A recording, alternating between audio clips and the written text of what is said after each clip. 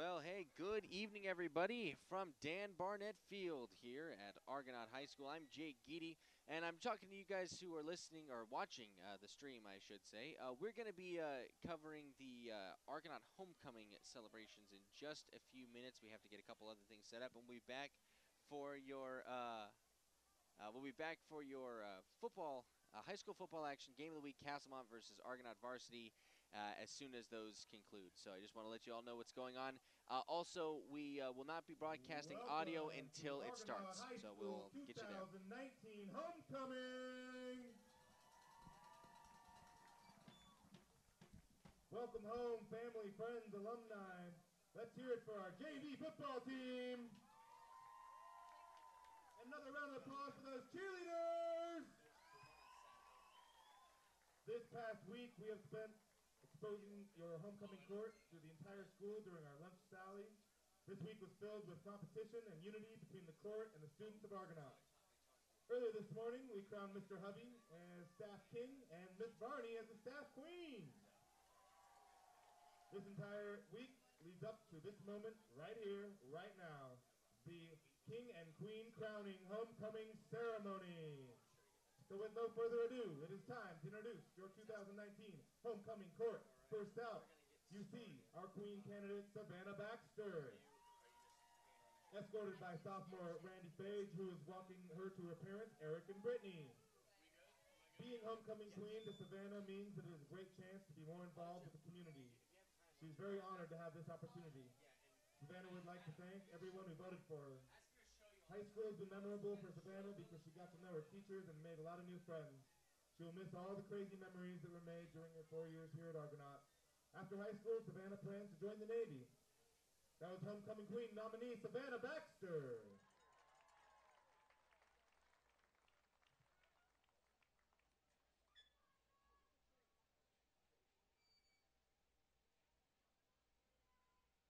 Our first king candidate is Earl Dalton, and is escorted by sophomore Haley Arnold, who will be walking to family members Jessica, Earl, and Donna. Homecoming king to Earl would mean anything to him, but most importantly, it would be a rad experience.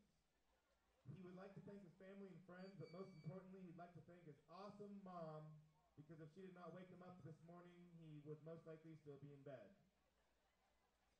He says high school was made memorable because of his friends. He will miss the sports, coaches, and teachers most when he leaves high school. After high school, Earl plans on moving to Hawaii and eventually moving back to run the family business. That was homecoming king nominee Earl Dalton.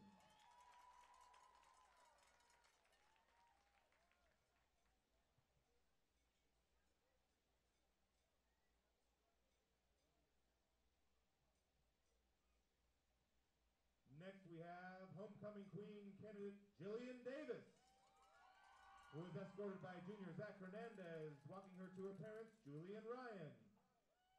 Jillian says to be nominated for homecoming court is a very special experience. She's glad she was able to be a part of this, and it's a cool feeling knowing she was able to connect not only with her senior classmates, but all of her peers over the past 4 years, and they selected her for this year's court. She would like to thank her coaches and teachers for always having faith in her through all the ups and downs in high school, and continuing to believe in her journey. She can't forget about all her brothers who have never will let her forget that she is the only girl in the house. Most importantly, she would like to thank her mom and dad for making sure her crust was always off her PB&Js. Never giving up when their wild child was extra wild. Coming to high school, not knowing one was a very scary experience for her as a freshman. But the kindness and help from the Mustang family will always be memorable to her. Jillian does not have a set plan for after high school because she's only 16, but she knows she will end up becoming a delivery nurse one day because she loves babies. That was homecoming queen nominee Jillian Davis.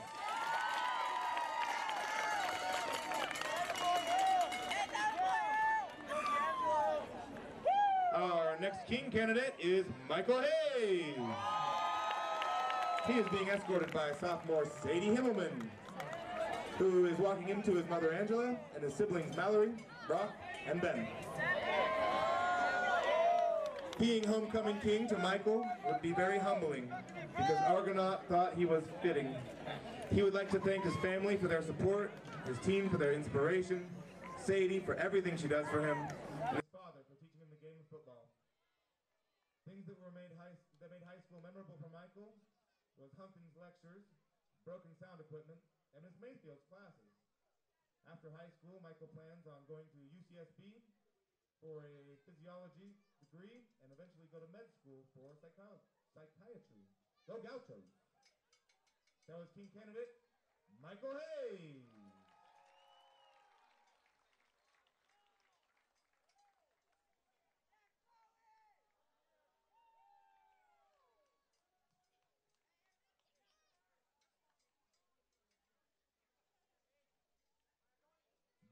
Next is Queen candidate Chloe McCracken.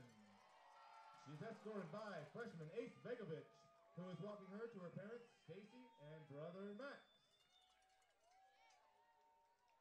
Being homecoming queen to Chloe means that she will get the opportunity to be part of a small-town homecoming tradition.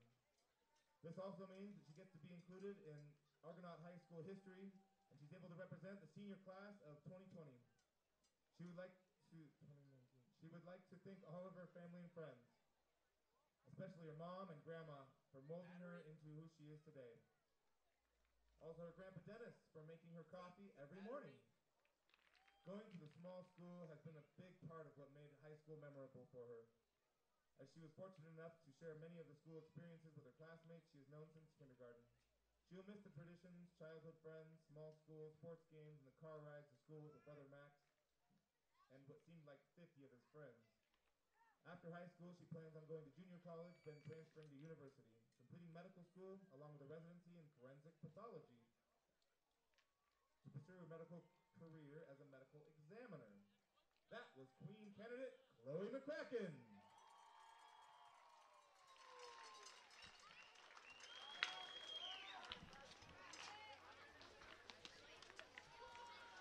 Next is our King candidate, Nicholas Robertson. He is escorted by freshman Carrie Baker and junior Sharice Carney, who are walking him to his parents, Nina and Robert. Being homecoming king to Nick would mean that he had big shoes to fill after Seabass last year. He would like to thank Nick White for getting his name out to students even though he did not ask him to. His high school experience was memorable because of all the playoff games he went to for soccer with his team last year. He will miss high school because of all the people he got to meet in the last 4 years. After high school, he plans on going to college. That was King candidate Nick Robertson.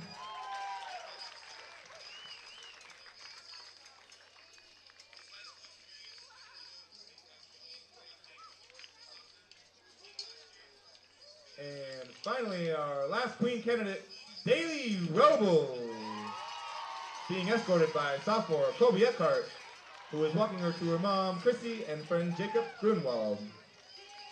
Daly is so grateful to be able to get the chance to be homecoming queen because she's always admired the queens in the past. She loves being a part of the Mustang family, and she is honored to be on the court with the others, and she's able to represent Argonaut High School. She would like to thank everyone who has helped her become the person she is today. She would also like to thank her mom, who is an actual superhero, and her dad, who still rocks and rolls every day. She would lastly like to thank her brothers for being the best-built bodyguards she could ask for. High school has been memorable for Daly because she is able to experience it with a family-like environment and the opportunity to start preschool with her best friends and eventually graduate with them as well. Attending a small-town school has given her the opportunity to make so many amazing friends and grow close with everyone around her. She will miss high school for many reasons, such as being part of the cheer team, which she considers her second family. She's also going to miss all the last-minute plans that turned into the best memories, and having a good reason to see her friends every day. She's going to miss seeing Leanne's beautiful face and the anxiety that Foster gives her. Growing up with the people in this town will make her miss everybody tremendously, but it will give her a perfect reason to come back home. After she graduates, she plans on attending a 4-year university and pursuing a career in the medical field. And that was our last homecoming candidate for tonight, Daly Robles. Please welcome our varsity Argonaut football team.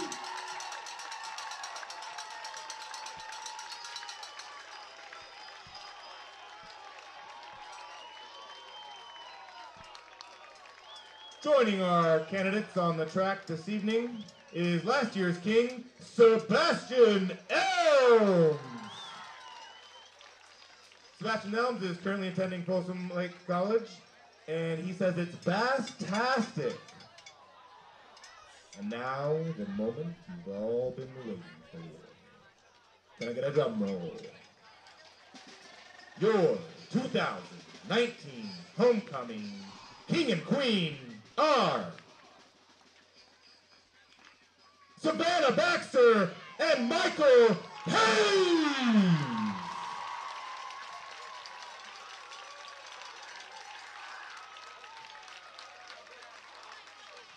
Take your pictures now, folks. They grow up so fast. Congratulations to Savannah and Michael. Good luck to the varsity football team. Happy homecoming, everyone.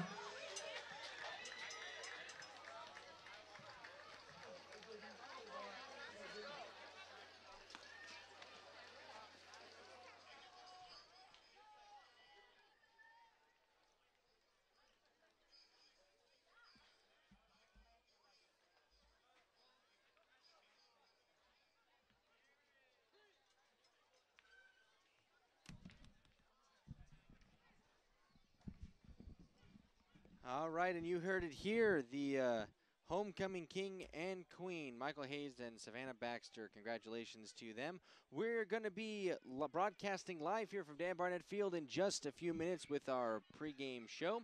Stick around. We'll be back.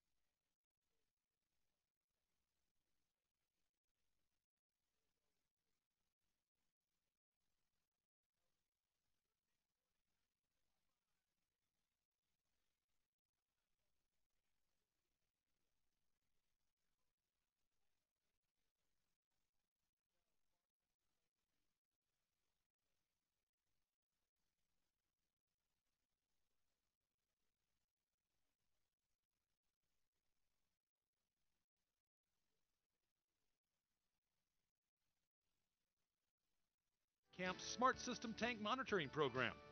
They also carry a complete line of RV, gas refrigerators, and barbecues. For more information, visit Camps Propane and Pioneer or their website at campspropane.com.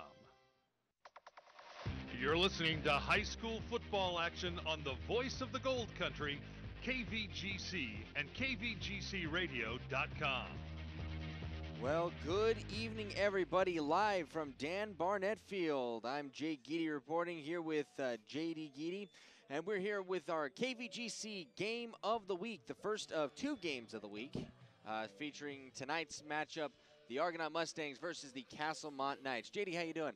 Doing well, Jake. Nice night for some football. Beautiful out here.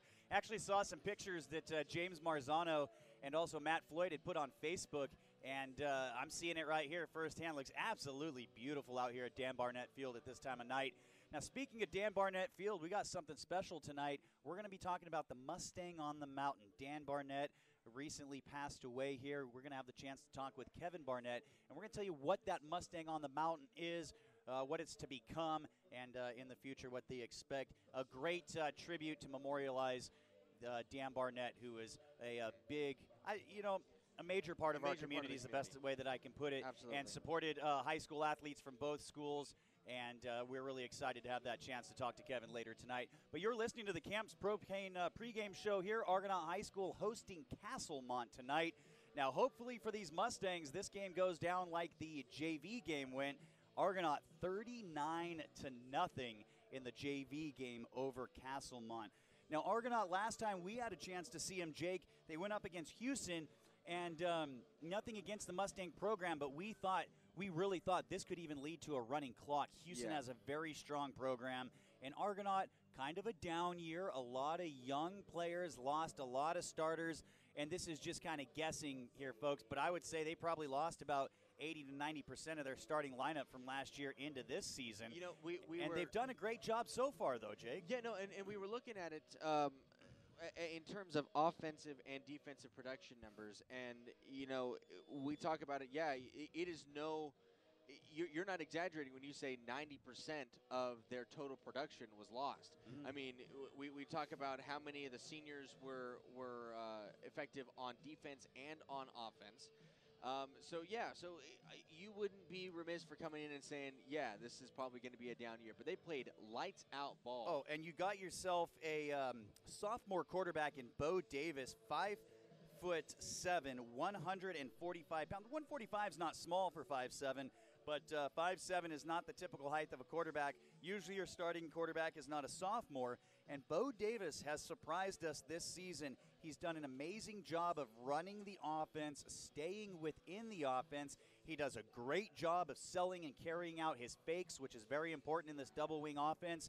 And another thing that's kind of nice about Bo Davis, when you have the double wing and you put the center or the quarterback up under the center and you've got shorter backs, sometimes they get lost behind the line. And that's a benefit here with Davis. Davis comes through, does a good job blocking, sometimes will keep the ball.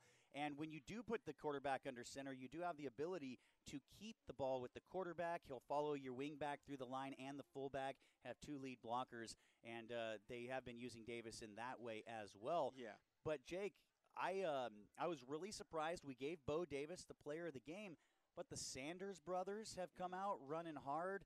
We have Josiah and Jeshua, and Josiah is only a sophomore, Jake, starting wing back. And another person also you can't forget Colby Eckhart. He played a fantastic game as well. We had so many just top-notch overall around performances. I'm looking at the defensive side of the ball. Michael Hayes played a fantastic outside linebacker last time we saw him. Max Todden's in there. Max Todden was in there a lot as well. Garrett Elmore. A lot of good stuff coming out of this program. And one thing we talk about Amador, okay? We talk about that defense. It's a consistent thing over at Amador. It is. They really have a great scheme. They do a good job, and it's very hard to get outside the tackles. They protect the edge well, and the reason is they do their job. It's like the Patriots. Every man does his job. You don't need a hero out there, but if everybody does their job, you're going to have amazing results. And that is what we actually saw from Argonaut. We were very surprised, really disciplined on defense last time.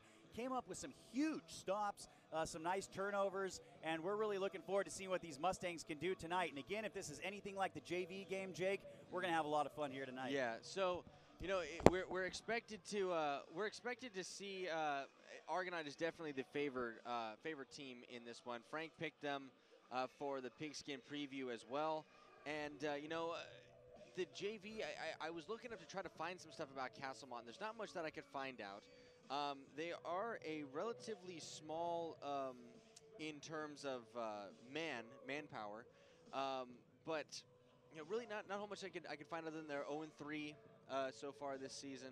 But Argonaut is 0-3 too. But the Argonaut has performed well in all but one of those matchups. So I don't think there's going to be any sort of upset here. I think Argonaut's going to take it to the house here. But before I do that, we want to go ahead and. Can I do one thing really quick? Go ahead. My niece just came up here. Kate Johnson. Kate Johnson. And a future homecoming queen here at Argonaut High School. There we go. Kate Johnson. All right. Hey, so why don't we go ahead and send it over to send it back to the studios, Jim, and why don't you go ahead and give us what the 8-ball picked. Now we know who Frank picked in this game. Frank picked Argonaut. So why don't you go ahead and tell us what the Magic 8-ball picked this week. Welcome back to the Magic 8-ball pigskin picks of the week. Last week, the Magic 8-ball went 3-2. Fair. And that puts the 8-ball at 9-5 on the season. Not bad for a hunk of liquid-filled plastic. Well, on to tonight's predictions. First off, will Bret Hart make it back to the winner's circle with a victory over Arroyo High? Very doubtful. Next question. Will Sonora make it into the win column for the first time this season with a win over West High? My sources say no. Will Somerville bring home a win over Delta Charter? It's decidedly so. Will Calaveras pull off a win on the road against Bradshaw Christian? Magic 8-ball says don't count on it. Next up, will Amador go 4-0 with a win on the road, and I mean really on the road tomorrow night over Meridian High? Outlook not so good. And in tonight's game of the week, can the Mustangs pull off a homecoming win over Castlemont? Better not tell you now. What kind of answer is that? Well, there you have it. Tonight's Magic 8-ball pigskin picks of the week. Please remember, the predictions offered by tarot cards, horoscopes, psychics, fortune tellers, and the Magic 8-ball are no more reliable than flipping a coin. Unless, of course, the Magic 8-ball's right on. Anyway, good luck, Motherlode League teams. All right, so that is what the Magic 8-ball picked, and we have the captains out here at midfield. Captains for the Mustangs, number 12, Jeshua Sanders, number 13, Joe Woodruff, number 53, Max Todden, and number 87, Michael Hayes. This is when our Camps Propane pregame show. Captains for the Castlemont Knights, number 1, Darius Drake, number 5, Josh Jones, and number 24, Teheran Wade. And Jim, let's send it back to you really quick. Let's hear our spot from Camps. We'll get back here for the kickoff at Argonaut High School. A longtime supporter of youth activities in Amador County, the folks at Camps Propane hope you enjoyed tonight's Town Radio. Visit Camp's showroom on Highway 88 in Pioneer. Ask about the Easy Saver program and senior discounts available. And you'll never run out of gas again with Camp's Smart System Tank Monitoring program. They also carry a complete line of RV supplies, gas refrigerators, and barbecues. For more information, visit Camps Propane in Pioneer or their website at campspropane.com. You're listening to high school football action on the voice of the Gold Country, KVGC and KVGCradio.com.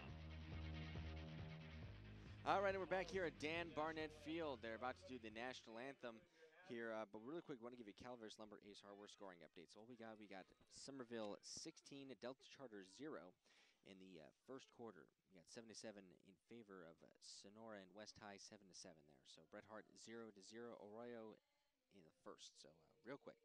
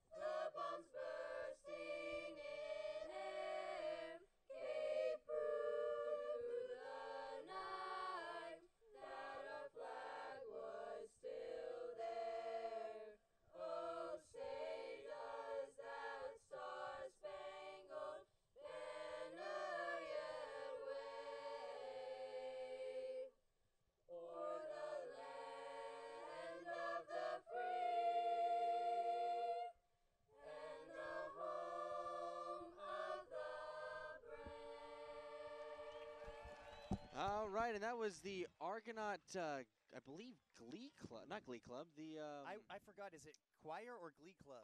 Because they've had a choir in the past, and this a first-time thing. I thought they said Glee Club last year, Jay. You know, I'm not sure. We'll or last week, excuse me. Yeah, we'll go ahead and check on that one. But anyway, fantastic either way. So we know what's going on with the football teams, folks. That's what we're here for. Yeah, that's what we're paid to do here. Hey, so the ball game is just about to kick off. We want to thank our sponsors. JD, why don't you go ahead and read down the sponsors for our quarter sponsors? Camps Propane, of course, as always, our pregame sponsor. Game sponsors: Central State Credit Union, Jackson Tire, Armstrong & Son, Glass Doctor, Conifer Communication, Thompson Auto Center, your halftime sponsor, Mark Twain Medical Center for postgame, and then a huge shout-out to Mel and Faze and the BG Lounge. They'll be bringing you the call of the game, as always, and that's your spot after this game, folks. Head on down there, have a nice drink if you're of age, and Moo Burger, whatever you like there, they'll be open for you. Player of the game will be brought to us tonight by Bistro 49, and our scoring updates brought to you by Jake will be sponsored by Calaveras Lumber, Ace Hardware. All right, so the Mustangs won the toss, and they have elected to kick, so they will receive in the second half.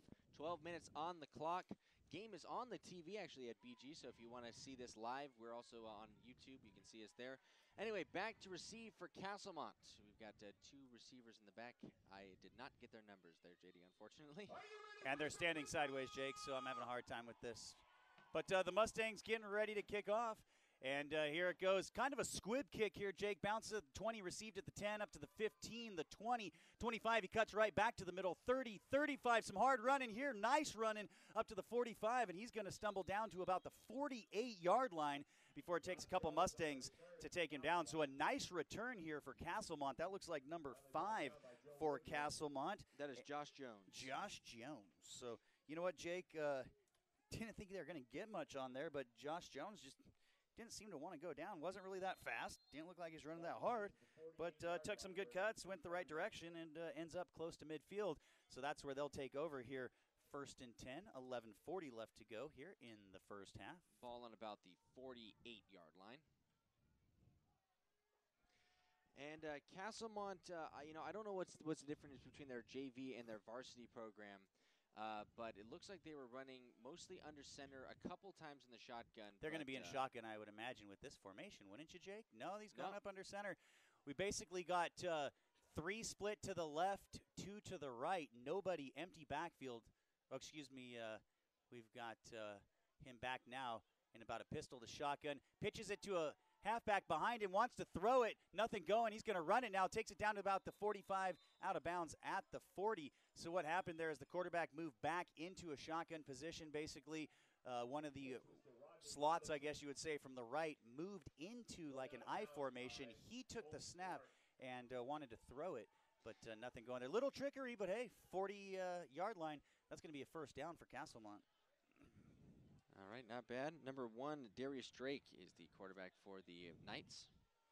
So we've got only 1 split to the left. We've got 1 wide and a wing to the right here. Slaughter wing, you could call him, with 1 in the backfield. And they're going to hand it off to him. He's going to take it off the left tackle. Wants to get outside. Nothing going there, as looks like number 88, Jake, I believe, in on the tackle there. Nice defense on the outside there by the Mustangs. All right, yeah, and so Tayron Wade, that was number 20. That was number 24. It looks like King was in there on the tackle. No, Andre King. Oh, 80, Jake, 80, not yeah. 88. It's kind of nice once you get going a few games here. We know the numbers and the names here. You're going to hear a lot of the Sanders brothers. Hernandez, we didn't mention him in the pregame. He's one heck of a runner. He's also in there at linebacker. Okay, so we've got 2 split to the left, 1 wing to the right. We've got an offset here just to the side, left side of the quarterback.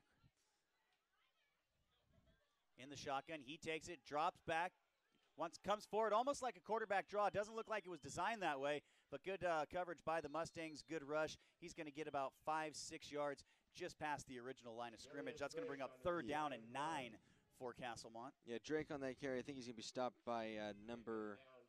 I think Garrett Elmore on that one, number 85.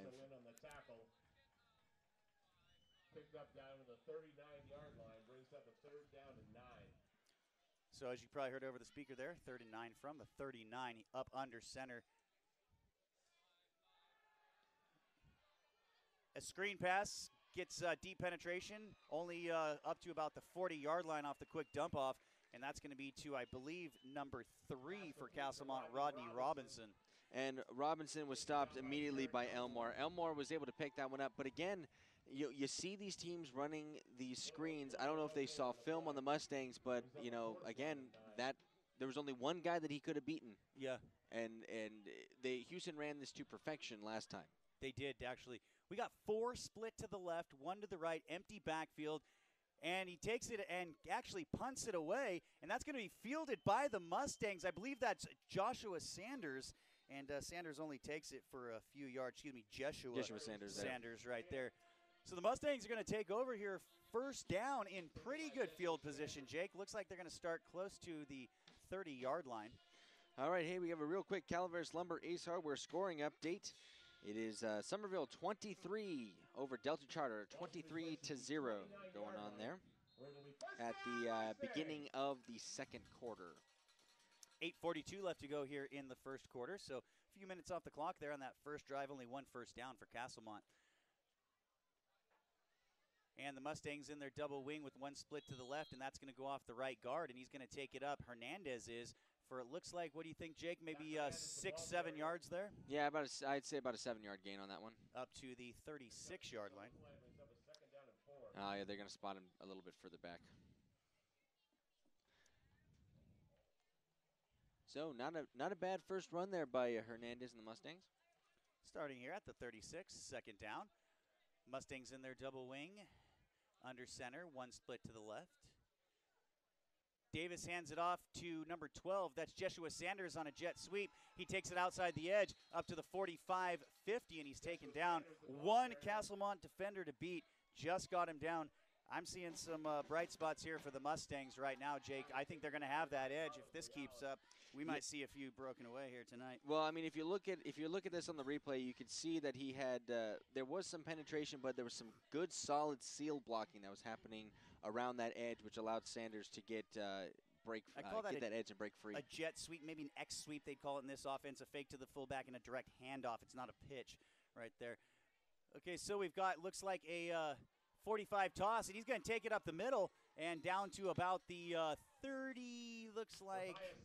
34-yard line there for the Mustangs. That's going to be another first down for the Mustangs. Josiah Sanders has a nice hole to go through into the second level untouched. All the way down to the 34-yard line where we first down. And one product of that double wing offense is it does look messy. And it did look like, he might not be able to get anything out of it, but that hole was right there, and he trusted it. So we have our split to the left here. Double wing with the rest, and that's going to be an offsides on Castlemont. Must have been lined up offsides here. Yeah, the nose tackle, that's number 65 for Castlemont. He was lined up right on top of the ball. That's Carlston Watt. So the Mustangs already with 2 first downs on this drive. It's one thing that if you guys listen to our broadcast that I like is sustained drives. You know, you see a team that's breaking things out all the time. That's a good thing. But when a team can control the clock and can sustain these drives and take it down error-free, that's what we're looking for in the Mustangs so far, doing a great job. We got a fullback dive off the right side of the center there, and that's going to be Hernandez. He's going to take it up to about the 29-yard line. And there's a good thing about the good thing for the Castlemont defensive line to hold up those guys trying to get into the second level. So, Jake, kind of surprising here, Castlemont came out. They wanted to go wide open, and it didn't seem like they were going to have much luck with that. The problem with that is you turn the ball over, you get a lot of 3-and-outs when you're not running the ball at all. So we got a little fullback counter inside, fake pitch on the toss, hands it to Hernandez up the middle, and he's going to bowl down to about the 25-yard line. Yeah, so let's watch that again real quick. It was a little bit of a slower developing kind of dive here. So if you notice the motion, and then the handoff there. So we would call that a fullback counter play, Jake. Yeah, and if you notice, they were blowing up that middle right up there. So you could see that they were getting lower. They were getting right around their legs. And unfortunately, Hernandez was not able to get much more out of that. 3rd and short for the Mustangs. Split to the right. Sanders going across the motion from left to right. Fake to him. It's handed to Hernandez up the middle. gets to the second level at ease there, and he's going to take it down to about the 17-yard line. And that's going to be another first down for the Mustangs, Jake, pretty much at will, whatever the Mustangs want to do here at this point. So there's the motion from Sanders, and you see that kind of like a fake pitch, and it looked more like a counter trap kind of style with that blocking. And the fullback's step as well. Fullback will step sideways and then take it and hit the hole. Where are we at here? 5:38 left to go. And that's awesome, Jake, having a second set of eyes up here. Jake's getting to watch the blocking and seeing what those guys in the trenches are doing. And that's something I miss following the ball. Really valuable. All right, so coming from right side of the formation to left is Sanders. It's going to be a pitch to the fullback. Looks like it's Hernandez. He takes it off the left side, cuts past one, and he takes it down to the 5 and into the end zone. Just does one cut, misses the defender there, and takes it in with ease. That's Hernandez, number 33, for the Mustangs. Now watch this. Now it's on the back side of the play, but you see that pancake block right there at the bottom? And that cut inside and follows his blocking, Jake. Did a great job watching the hips of those blockers that were hitting those blocks you're talking about. One thing I was talking about on the back side of the play there as they set up for this PAT. It looks like Castlemont is doing they're diving, they're doing cut blocks basically is what they're trying to do. They're trying to get down really low on the Mustangs. And so what they're going to have to do is they're going to have to do a technique called root hogging, where they're going to have to just basically get up and try to dig them up out of the ground to make that hole. But anyway, time on the scoreboard shows 7-0 in favor of the Mustangs. We'll be back from Dan Barnett Field. More high school football action. 5 minutes, 17 seconds left in the first quarter. We'll be back.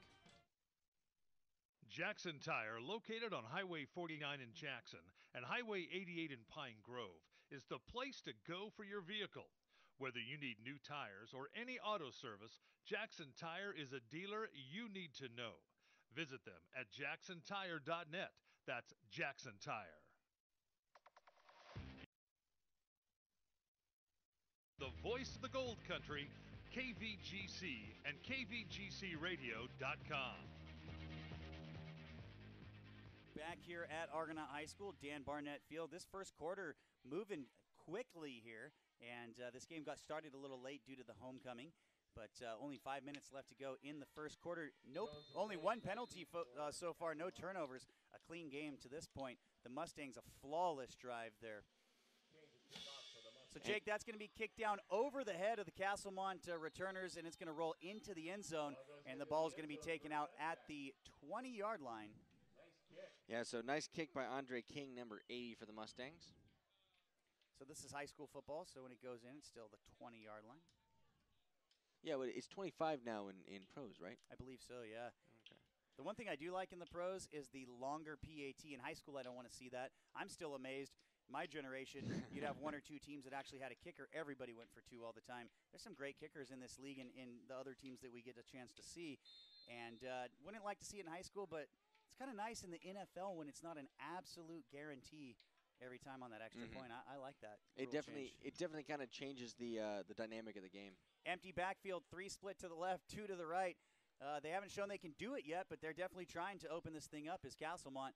Quarterback in the shotgun, he's going to take it. Just a little 1 to 2 step drop, throws it down the field. Looks like his arm is hit. That's thrown behind the receiver. There was some contact, but that was not a catchable ball, folks. Great no flag there by the officials. Number 33, Hernandez in coverage on Josh Jones, number 5, who just kind of released up the field. So if we look at that, so, for my taste, Hernandez was definitely grabbing up a little too much, but you're right, that ball sailed way over number 5's head. Totally uncatchable. Now, if that was a catchable ball, that definitely would have been pass interference. So we've got a running back to the left of the quarterback, 3 split to the left, 1 to the right, and looks like that receiver here on the right may have been offsides, but no, they don't call it. They just do a quick little screen out to the left flat, and the back takes it up to, the receiver takes it up close to a first down here. It's going to be about 3 yards shy at the 28-yard line, it looks like. Hey, 4 minutes and 52 seconds left here in the first quarter. Castlemont in the shotgun. So the Mustangs get him out of the pocket. He rolls left. Nice arm by the quarterback on a roll to his left side for the right-handed quarterback, throws it down to about the 40-yard line, just dropped there on the sideline. You know, really showed some great arm strength there, though, Jake. Yes, that was not a bad zip, so let's see this here. So again, Mustang pressure coming off from the right side, number 87, that is Michael Hayes doing really well. And that ball got there quick, and he put it in a nice spot where only his receiver could catch it. Unfortunately, it was just a little wide. So that's likely going to be a 3-and-out. I can't see Castlemont keeping this. If they do, maybe quarterback draw here. But what they do is they keep the quarterback in a shotgun position, and they punted from this last time. Looks like they wanted to do that this time. It's a high snap. Quarterback rolls out to the side here, and he's going to pick up that first down, folks. Yeah, you know, and that's one thing. I don't think that was definitely not designed in that way, but that is one thing that you have to worry about when you have a quarterback that is also your punter and when he is so shallow. So that snap obviously was a bad snap, so there's no way he could quick kick it. Now, as the Mustangs, Jake, there's one thing I do like about that, okay? Mm-hmm. The kick, when he's that close, he doesn't have enough time to really get his full leg into the kick. And as you saw in the first punt, it was very short. So running back to the right of the quarterback, 2 to each side, a split and a receiver. Gets the ball, throws to a little kind of almost quick slant over here to the right. Number 24 jets out to the outside there, and he's going to get all the way up to the 50-yard line wide. You know, man, he wide open. I don't know if there's anybody within 3 or 4 yards of him. Let's watch this real quick. So he's there on the top of your screen, right curl, on the slot. sorry, folks. Curl right there, and he just picked that soft spot of the zone right there. Look and at there that, was following nobody. his blocker right there to the outside. That was a nice move by 24 to pick up the first down, too. That's how you can get these Mustangs right there. They got to do the quick passing game. The Mustangs need to get a nice rush here. Back to the right of the quarterback. He's going to go almost in. Oh, nope. That's what you need, folks. Before I could even say what the back was doing, we got 2 Mustangs in there, and that looks like it might be number 87, who we don't have a number for. We still have not got a number for number 87. Yeah, that's Michael Hayes on that one. 87 is 87 Hayes now? is Hayes, So yes. 82 is 87? Yes. Okay. And then 85 is Elmore. So it's going to bring up second down and 14 here. 1 back deep in an eye behind the quarterback. We have 1 split to the left. Double tight ends here. And he's going to hand it off to him. He's going to take it up the middle and bust out to the outside and gets up to about the original line of scrimmage, maybe 4 yards there on that carry. That's going to bring up second down and 10 for Castlemont. You know, and that's solid play there on the defensive end side there. That's King, who was doing a really good job stretching that out and allowing Sanders to come up from his cornerback position and make that play still at the original line of scrimmage, maybe a gain of 1. Number 5 there, Josh Jones, moves laterally really well. Hit the hole, there was nothing there, and just out to the left and got around multiple Mustangs there. So we've got 1 split to each side, 5 in the backfield. They're going to throw it over to the receiver off on the left side and just over his head out of bounds. That's going to be incomplete, folks. That's going to bring up a 3rd down here. Look, just look at this, man. Look what happens here. So let's see. Excuse me, 4th down, Jake. 4th down. So watch this. Here comes the snap. Waterboy, just minding my own business. Oh, what's going on? Oh, no. Oh, geez. Likely not a first down there, but that was just a missed opportunity for 5-6 yards at least. Just over his head. Wide open receiver. Castlemont splitting out as much as they are. They look to be giving the Mustangs a little bit of trouble in the passing game. Nothing's getting deep, but they are showing some openings in front of the defense here. So that's 4th down and long. Looks like it will be a punt, and it's over his head, folks. It bounces, rolls past to the 30, the 25. Quarterback picks it up there, and he's going to get taken down at about, looks like, the 23-yard line, and that's where the Mustangs are going to take over. That's a huge break for the Mustangs.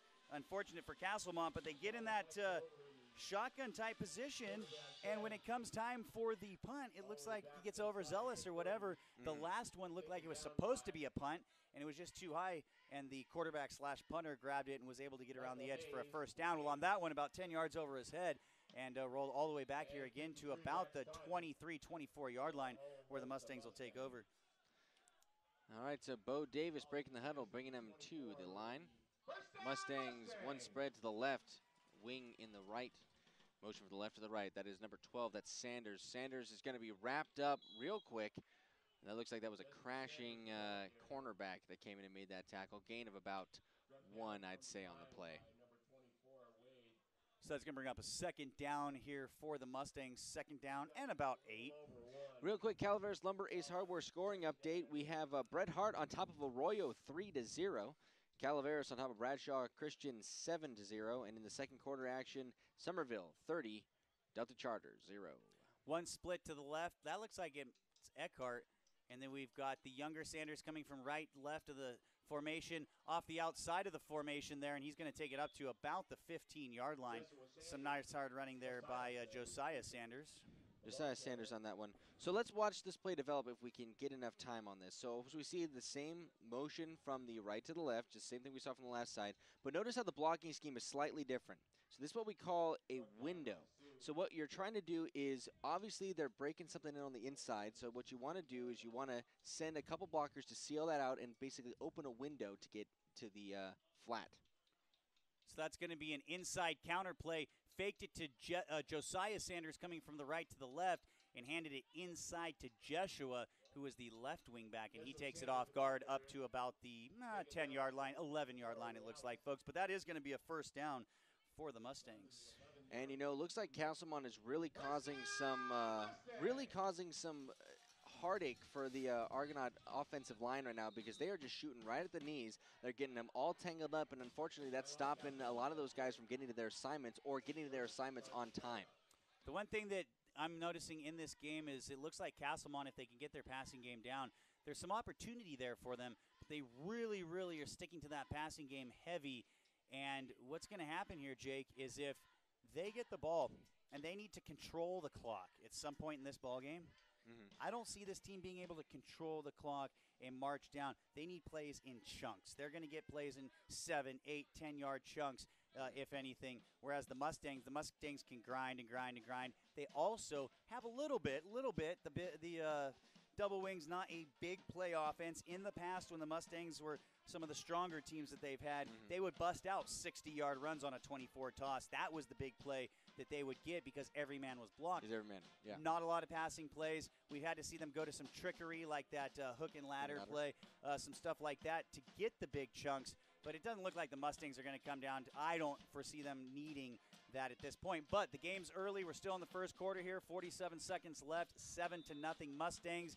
And they are knocking on the door here inside the red zone at the 11. So looking to capitalize here and put this one in the end zone. You're absolutely right. And you know, and that's one key feature and one fatal flaw of, again, the double wing offense is they can chew up clock like crazy. And that looks like Davis is going to keep it off the right side. I actually missed the beginning of the play, Jake. Don't know if it was a broke down play or if that was planned, but he takes it up to about the 6-yard line. Let's see what we got here.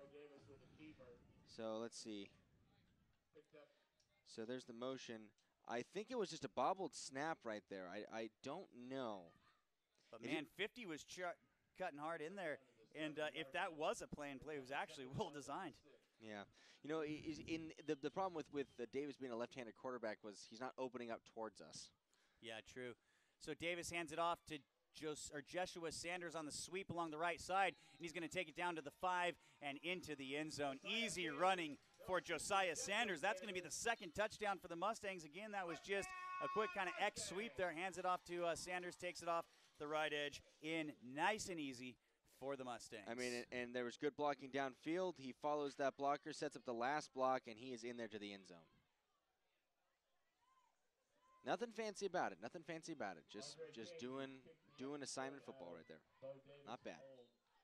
13-0 scoreboard. 7 seconds here left. King's kick is up, and the PAT is good. So with 7 seconds left in the first quarter, it is Mustangs 14, Castlemont Knights 0. We're going to take a real quick break. Be back with more high school football action from Dan Barnett Field in just a moment. Central State Credit Union is a great place to begin your search for a new vehicle, and you can share the benefits of your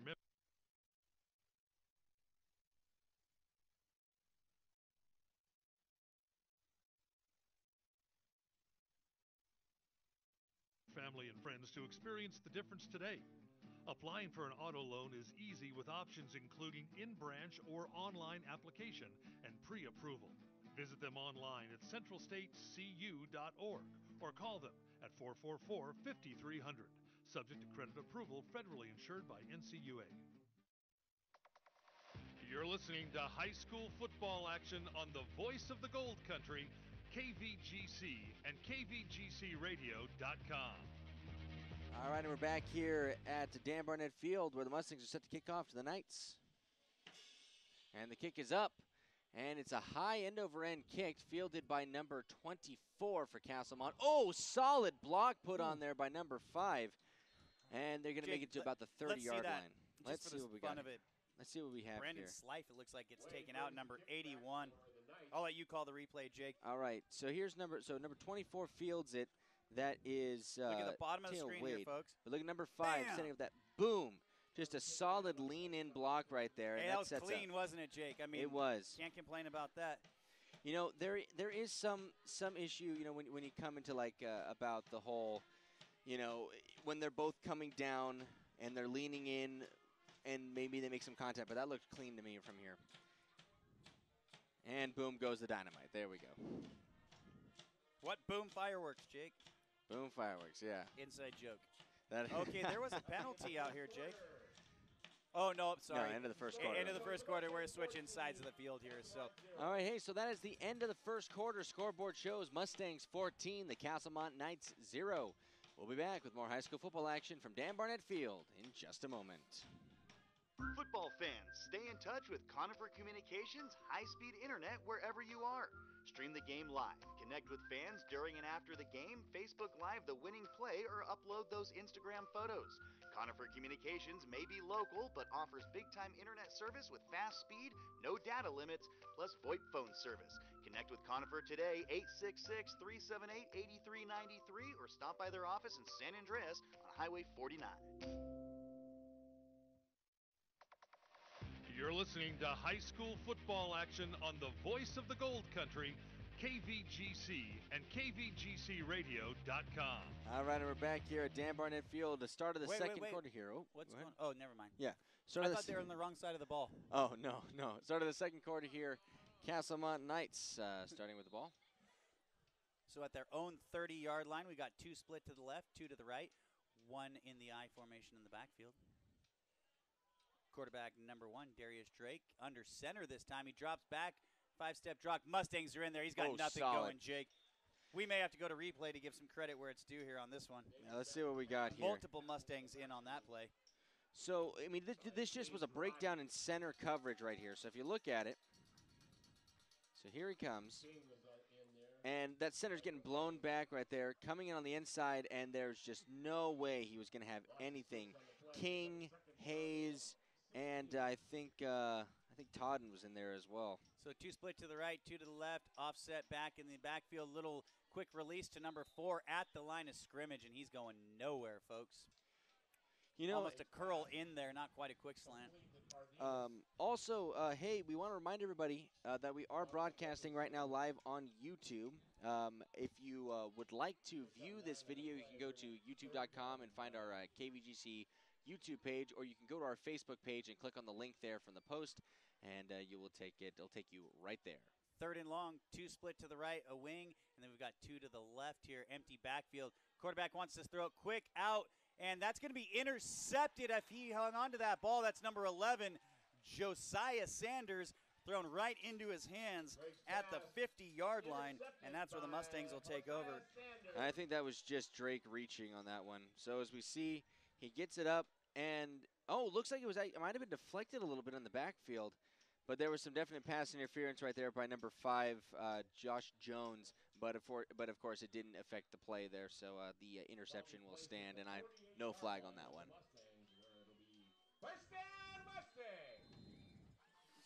Basically, what we're seeing is a lack of execution by Castlemont here, but it is due to the defensive pressure by the Mustangs. 1 split to the right. That's going to be a fake to Josiah Sanders. Inside handoff to his brother Joshua. Up the gut. 30, 20, 10 to the goal line. Touchdown. Mustangs 50 yards out. That's going to be our call of the game. BG Lounge and Mellon Faze. Joshua Sanders on the inside handoff. 50 yards up the middle all alone. And you know what, JD, we talked about, a couple years in the past, that being a kind of a mainstay of the offense. But that's not something that happens all the time. That was beautiful, perfect execution, Great running there by Sanders, and just a good play all around. And King is going to be coming on to attempt the PAT as I update my scoreboard. And the kick is up. And it's blocked. And it is going to roll out and no good. So, blocked PATs. 10 minutes, 37 seconds left in the first half.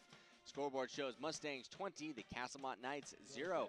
We'll be back to look at more high school football action in just a moment. Glass Doctor's new showroom and design center is open. See and feel heavy glass.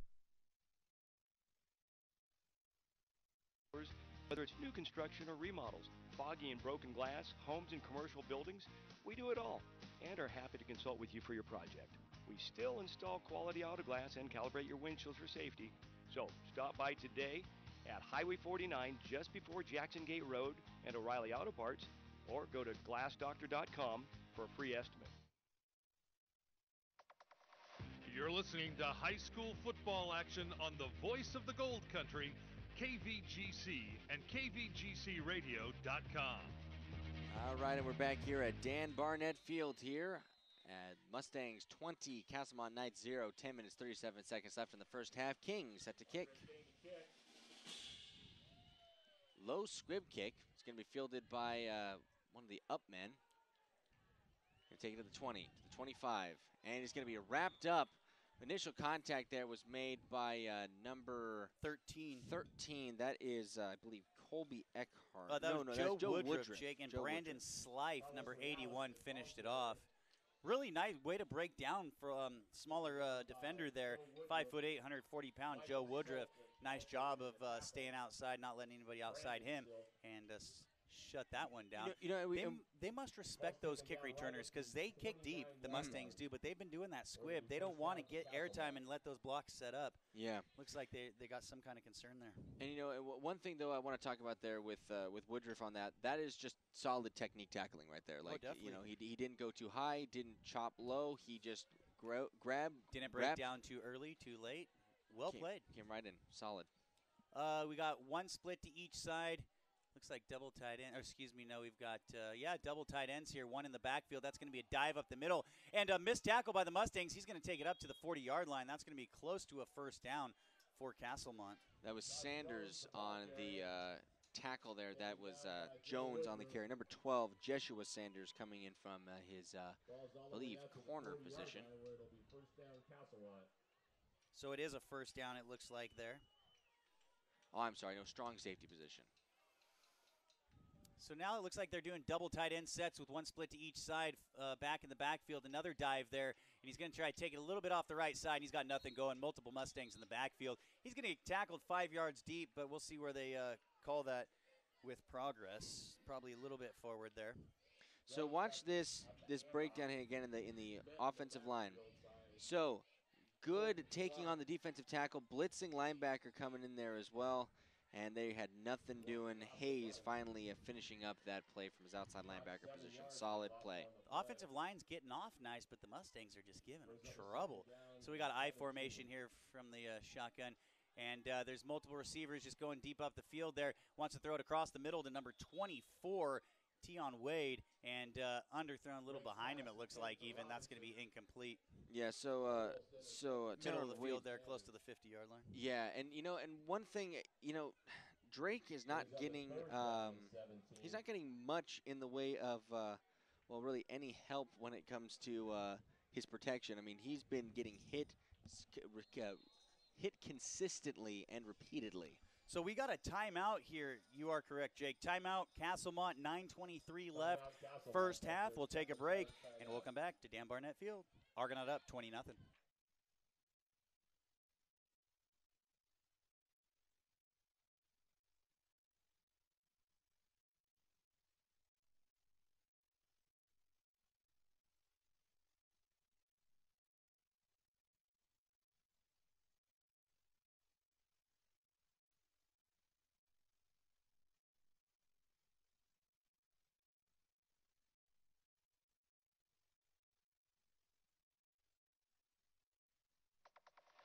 You're listening to high school football action on the voice of the Gold Country, KVGC and KVGCradio.com. All right, and we're back here from Dan Barnett Field, where the scoreboard shows Mustangs 20 and the Castlemont Knights 0. 9 minutes 23 seconds left in the first half. Mustangs on defense.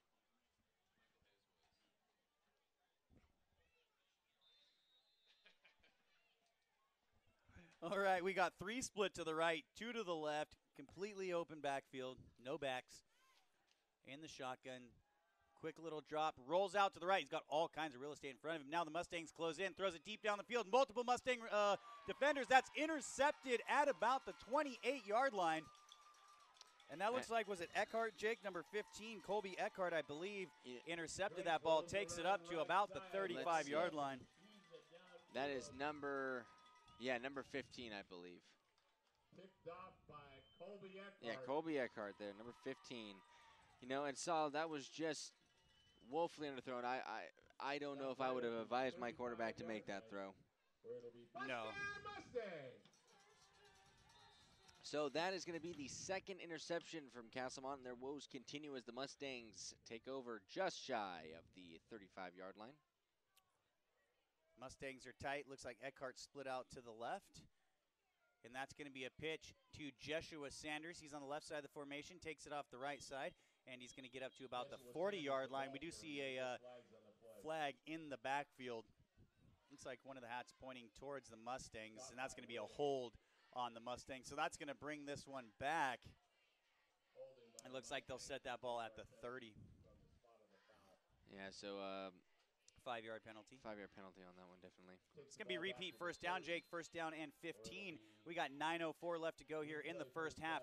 20-0. The Mustangs have 3 touchdowns, 1 missed PAT. They've got a couple interceptions here tonight. Really have owned this ball game. This could be 40-0 actually, the way this has gone down to this point. Eckhart split to the right, closer to us. And we've got an inside counter to the fullback, and that's number 88 for the Mustangs. No, or is that 80. King 80? That's King. Okay, yeah. that's King, number 80. Hard running. He gets up to about the original line of scrimmage there at the 35. Excuse me, short of the line of scrimmage. He's going to be at about the 33-yard line. And that's just like a kind of a smash dive right there. So what that's doing is that's coming right off of, I guess, what you would call B-gap right there. And these are more counters, Jake. They're not quick dives. They take a while to set up. They fake the pitch to the back doing the toss, and that's how the Mustangs run their counter with the fullback. It's an inside handoff to the fullback. And that's going to be a sweep to Jeshua Sanders, left to the right, far outside here to the sideline, following his blocker, sticks his head down. Hard running, but multiple Castlemont defenders there, and they take him down at about the 40-yard line. So let's watch how this develops here real quick. So just your box standard kind of sweep here. And as you can see, good thing with Sanders identifying his lead blocker right here, getting him up, and that's exactly what you want to teach your guys. Good comeback blocks as well.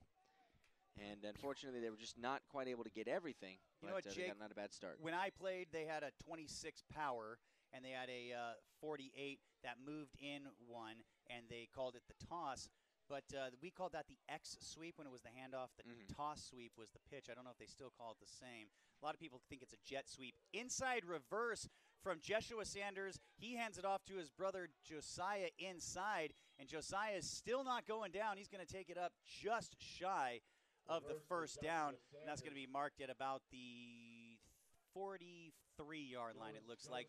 About a yard and a half short of the first down. And you know that holding penalty did affect that drive for the Mustangs. They would definitely have first down by now.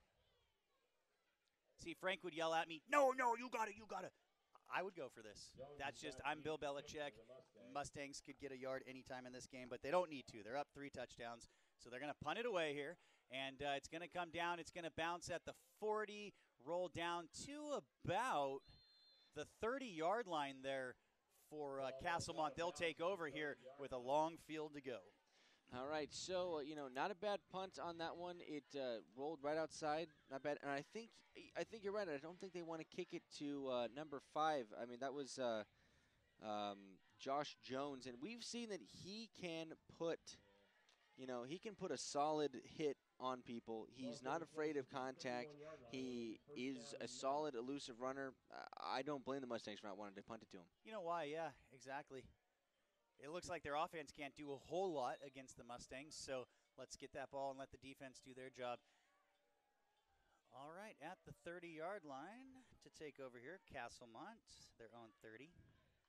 A lot of own 30 starts here, Jake, for each team. Castlemont started on their 30 last time as well. All right. All right, so we got 3 to the right, 2 to the left, slot from the left, goes into the backfield. He's going to be in the I formation. They want to pitch to him. Looks like they want to do a halfback pass. Deep streak down the sideline. It's complete at the 35-yard line. And that was just a great pitch and catch over the top of the defender, right where it needed to be. And that's a complete pass. I can't pick up the number on the far side of the field. I believe that's number 24, Teron Wade. Yeah, look. Nice design play. Nice design play, but that was also just a really nice put ball. That coverage was pretty tight. Yeah, that ball was placed just on the money. All right, empty backfield, completely split out. They're going to throw it a quick little curl into the right flat, and that's going to be incomplete. It's going to bring up 2nd and 10. You know, he just short-armed it right there. You know what? I love doing these games with you, Jake. Miss Frank this week. I always look forward to the opportunity hanging out with Frank, and Frank's been doing high school football for many, many years, even before KVGC. Always like to get his perspective here during the games, but he'll be with you tomorrow up in Washington. So, folks, you got a couple high school football games here, and Jake will talk more about that coming up at halftime. All right, we got 3 to the left, 2 to the right, quarterback in the shotgun. We got 2nd down and 10. Split from the right side in motion, takes the handoff in front of the quarterback, takes it up to about the 25, keeps going to about the 20-yard line, and that's going to be a 1st down for Castlemont. Finally, some positive running there for Castlemont. They've had a few positive runs, but for the most part, Mustangs really haven't let them do much on the ground. You know, that was just a hard run, well-executed buck sweep right there. Because, you know, normal sweeps, you want to get all the way out to the edge and get to the corner, but that one actually went inside between the end and the receiver. And as you said, as designed. Yeah, as designed, yes. All right, we got 1 in the backfield here to the right of the quarterback, 3 to the right, 1 split to the left.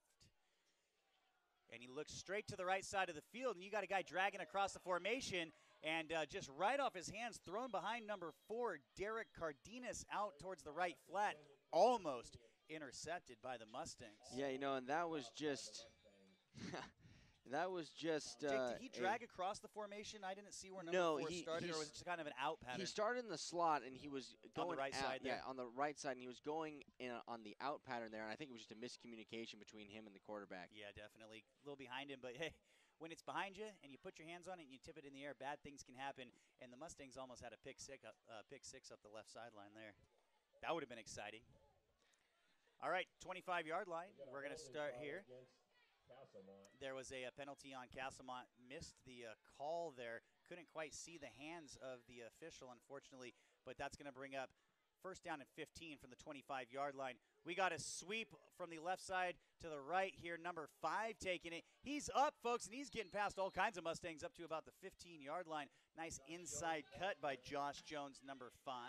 And that's more of the traditional sweep, getting all the way to the outside of the offense. All righty, folks, they're getting up to the ball quick here. 2nd down and about 6 here from the 15-yard line. And they are in the red zone. Only 2 split to each side here. We got a tight end. Nobody in the backfield. Number 5, the slot from the left side, rolls to the right, fakes that sweep, and then it looks like King and multiple Mustangs are in on the sack, folks. He's going to be down back at about the 22-yard line. So let's watch King coming. He's on our near side right here on the outside linebacker. So watch this. Motion. Bottom of the screen. And unblocked. Does a great job of staying home. See that, Jake? Mm-hmm. See, and protected the outside. And that's one thing you really want to do when you're playing your outside linebacker. You don't want to bite on that, and he played it perfectly. Once he saw that nobody else was going to come at him or across the field, and he made it so the quarterback couldn't step up underneath him by taking a direct route. Most people that listen to us here on Friday nights have a rooting interest in high school football and understand, but sometimes you get parents or grandparents or just casual fans who may not understand, and that's why Jake's trying to give you guys a little perspective on what's going on here. And when you hear us say stay home, okay, you saw how 80 came in there, and as Jake said, he stayed home. He didn't come in too deep. He didn't come at too much of a diagonal line to the quarterback. He came in, he held the edge there, and then he committed to the quarterback when he saw that the quarterback had no chance to get around him or the play wasn't coming his way. But that's what we mean when we say stay home, what Jake just highlighted for you guys there on the replay. And that's something that we say the Buffaloes do a great job of. Amador, really man do. for man, they all do their job. Looks like the Mustangs defense really doing a great job on the outside here. A couple games that we've seen this season. One split to the left, three to the right, one in the backfield to the right of the quarterback. He's in the shotgun, he takes it, fakes to that back, and throws a little quick slant across the middle. That's taken by number 4 at the 6-yard line, and he's into the end zone. That's Derek Cardenas for the touchdown for Castlemont. 20-yard completion. And you know, and that's one thing you really like to see. I mean, you don't like to see as a defense, but you like to see executing on offense. So let's see if we can get that replay for you here. So what they're trying to do is they're just trying to make separation in this Mustang defense by splitting everybody out, and did a great job with the quick slant. You don't see enough quick slants. You see a lot of bubble screens and little outs. You don't see a lot of the quick slant in high school football. I like to see it a little bit more, and they executed it very well. So Castlemont, quarterback wants to throw, and he's hit in the backfield, and that's going nowhere. That's number 81. That's Brandon Slife. Completely ruins that play, but we're going to see what happens here. All right, so looks like the flag is going to be assessed on the kick. It looks like it was on Castlemont there. So the kick is no good. So that will bring the score Mustangs 20 and Castlemont 6. 4 minutes and 35 seconds left in the first half. We're going to go ahead and take a real quick break. Be back in just a moment. Today's vehicles are an expensive investment. Because of that, we don't want to find ourselves in the breakdown maintenance program. Why? Because it doubles the cost of car repair. Right now, get your car ready for the winter weather by taking advantage of Argonaut Automotive's Winter Weather Special. Now through November, save 15% on any maintenance or vehicle repair. Call Argonaut Automotive now, 223-2174, 223-2174. Some restrictions apply. You're listening to high school football action on the voice of the Gold Country, KVGC and KVGCradio.com. All right, and we're back here at Dan Barnett Field, where the scoreboard shows the Mustangs 20, the Castlemont Knights 6. Castlemont scoring on a real quick slant there at the end of their drive. And not a bad drive for Castlemont. And the Mustangs are set to line up for their first kick return of the night. Looks like we have Sanders, and I believe that is Hernandez as well.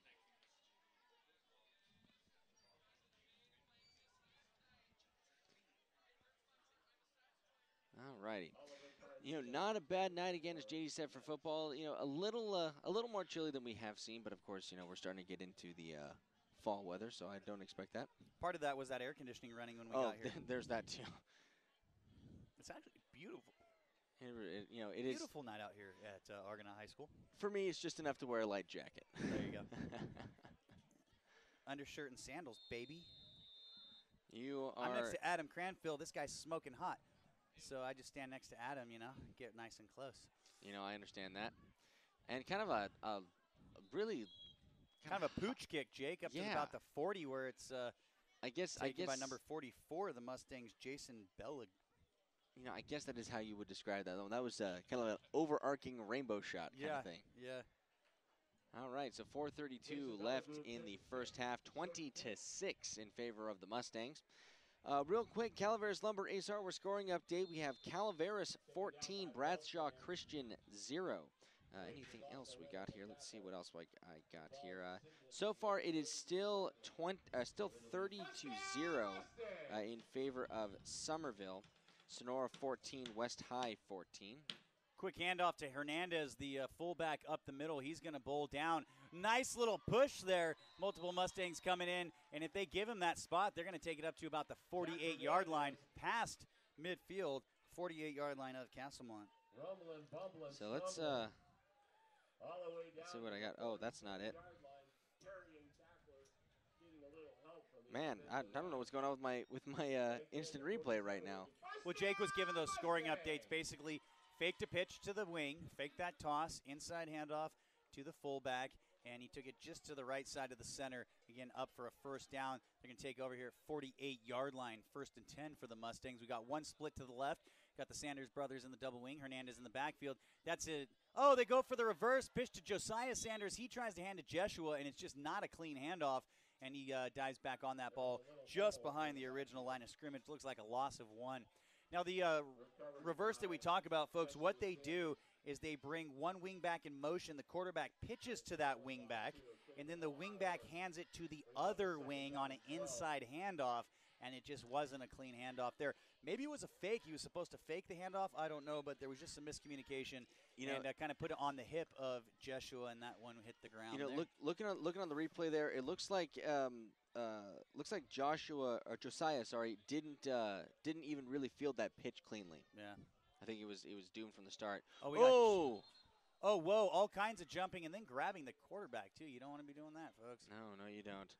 You're getting a little antsy on that one, on that offside penalty. Good hard count by the Mustangs. And, just solid. Boom, good call. And, oh, wow. And look at, not a single Mustang even twitched. So 2nd and 6 or 7 here for the Mustangs at about the 44-yard line. And that, all kinds of confusion there as Bo Davis opens up, fake pitch, wants to hand it off on that what we call the counter to the fullback. Nobody was there for him to hand it to. Wisely just takes it north and south, and he gets close to the first down. That's going to be 3rd and short here, 2 minutes, 45 seconds left to go in the first half. Mustangs 3rd and short again here. Looking to get in the end zone one more time before the end of the half. Now this game started, folks, with looks like Castlemont taking the ball. So Argonaut will get the ball to start the second half. All right, here, one split to the left. That's Eckhart. You got the Sanders brothers in the backfield. Another one. It looks like Davis opens the wrong way, keeps it himself, and takes it. I don't know if this is designed. That was designed. That was absolutely designed.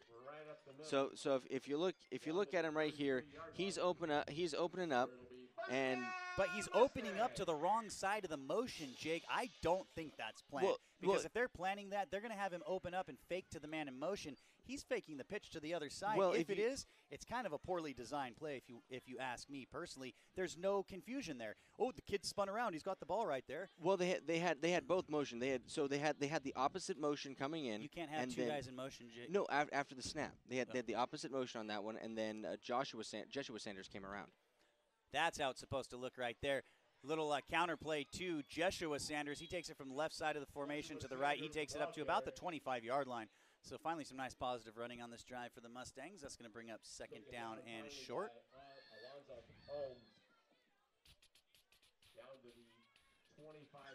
1 minute, 24 seconds and counting here with 28-6 the score in favor of the Argonaut Mustangs. My opinion is it's supposed to look like a fake of that last play. But when Davis is open up, there's no fullback to fake it to. He's open up against the motion. It's weird. But that ball's pitched to King, who's in at the 4-back position. Takes it over to the left of the formation, cuts back to the right, and he is not going down, folks. Down to the 10, down to the 5. He takes half of Castlemont's defense with him. He's in the end zone. That is King for the Mustangs. On the board again before the end of the first half here. Touchdown Mustangs. So he was wrapped up at just about the 15-yard line. He drugged them 15 yards into the end zone. Jake, did that play start about the 22 or so? Just outside the 20, was it? I think so. So that was King getting into the end zone, huh? Wow, how about that? All right, so Davis again set up for the kick for the PAT. 56 seconds left in the first half. Nice kick snap. Is up, and it's blocked Another again. Low kick, huh? Yeah, it's blocked. You know, Castlemont had great penetration on that one. They just overloaded the center and just came right over. No way. And that is 56 seconds left in the first half. 26-6 in favor of the Mustangs. We'll be back with more high school football action from Dan Barnett Field in just a moment. The family of Armstrong & Son Construction and Armstrong Self-Storage are proud to sponsor Motherlode League football. Remember, when you need excavating, grading, septic system repairs, and other site work, call Armstrong & Son Construction. Or if you need a storage unit, stop by Armstrong Self-Storage for safe and secure storage, conveniently located near the intersection of Highway 49 and Ridge Road. Armstrong & Son Construction, state license number 828209. You're listening to high school football action on the voice of the Gold Country, KVGC and KVGCradio.com. All right, and we're back here at Dan Barnett Field. Scoreboard shows Mustangs 26, the Castlemont Knights 6, I should say. King back to kick. Back to receive is number 5. That is Joshua Jones, and number 24, Trayvon Wade. And it is a high end-over-end kick fielded by one of the up men there. He's going to take it about the 20-yard line. Bouncing out to the outside, about to the 30. Nice job again by number 13, Jake, Joe Woodruff. I like me some Joe Woodruff on special teams. You know, and like I said, good technique tackling, not doing any more than he absolutely needs to. So Kevin Barnett's up here with us, and I was talking to Kevin at the break. We're going to be talking to him at halftime. And he pointed something out, Jake, that I feel kind of stupid. I haven't noticed this all game. Look at the sideline for Castlemont. Look how many extra players they have. They have 1 or 2 players that aren't in the game. That means these guys are going the whole entire game 2 ways. And Kevin said that the man on the sideline doesn't look like 1 or 2 have even made it in the game. So these guys are playing both ways and special teams. Sometimes you get 1 or 2 guys that'll do that. The entire team. This might get out of hand in the second half. This team's got to get tired, especially when you go against a team like the Mustangs, which their calling card is beating you down, taking it deep into the game, and then opening things up. They've had it open so far the whole game, but this Castlemont team's got to be getting beat up at this point. Nice little quick bubble screen out into the flat, and he takes it down to about the 42-yard line. So, you know, a not bad gain on what was, I think, supposed to be an inside bubble. Was it? It looked like it was. That's what I thought, Jake. Hey, real quick, Calaveras Lumber Ace Hardware scoring update. Looks like Calaveras is up 21-0 over Bradshaw Christian. Sonora 28, West High 14, and that's our Calaveras Lumber Ace Hardware scoring update. 18 seconds. We might get one more play off in this first half, and Castlemont snaps in the shotgun. Oh my! That quarterback was hit so hard. The ball comes out, hits the deck, and the Mustangs didn't have a chance to get on it. But, wow, what a hit on defense. Can you get that replay, Jake? Yeah, let's see what we got here. Okay, so here's the snap. And just, lights out hit. Is that 88 or 98? Because we have a number for 98, but I couldn't pick up. I'm not sure on that one there, JD. I can't quite get a good look at that. Sorry, folks. I almost kind of broke down on the call there because I got a little excited. You don't see hits like that a lot in high school football. And just blew the quarterback up completely clean, which you like to see. Didn't lower his helmet, didn't try to hurt him, but just a big body on him and put that ball on the ground. Thought the Mustangs might be jumping on that one and taking it to the house. But anyways, Castlemont's able to recover it. That's going to end the first half here, 26-6. Great ball game so far. Jake and I will talk about it here in just a little bit. And we've got Kevin Barnett up here. We're going to be talking about the Mustang on the Mountain. What is the Mustang on the Mountain? Stay tuned. We'll tell you all about it right here on KVGC. Jackson Tire, located on Highway 49 in Jackson and Highway 88 in Pine Grove, is the place to go for your vehicle. Whether you need new tires or any auto service, Jackson Tire is a dealer you need to know. Visit them at jacksontire.net. That's Jackson Tire. Central State Credit Union is a great place to begin your search for a new vehicle, and you can share the benefits of your membership by referring family and friends. Just like you, they can save a lot of money.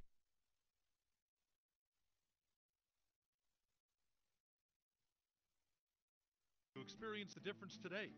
Applying for an auto loan is easy with options including in-branch or online application and pre-approval. Visit them online at centralstatecu.org or call them at 444-5300. Subject to credit approval, federally insured by NCUA. Why do people come from all over to buy a vehicle from Thompson's Buick GMC in Placerville? To experience the best in customer service, great deals, and excellent selection. Thompson's makes car buying fun, easy, and convenient.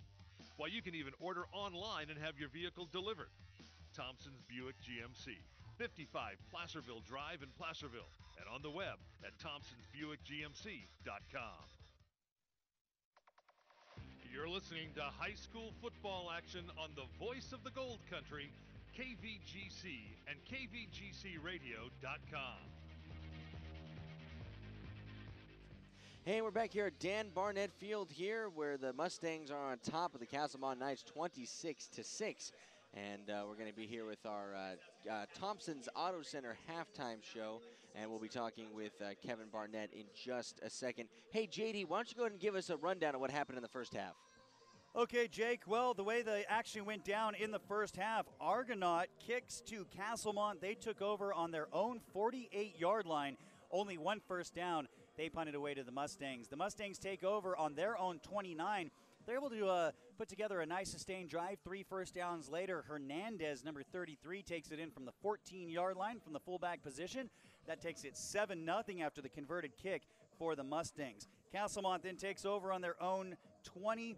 They get 2 first downs, but then they snap the ball over the head of the punter. Argonaut's able to get on it, taking over on Castlemont's 24-yard line.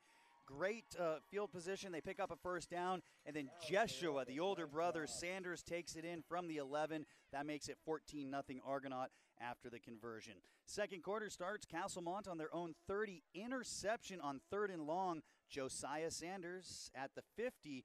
Ball right in his hands, but did what he needed to do and was in the right position. Catches the ball. Mustangs take over.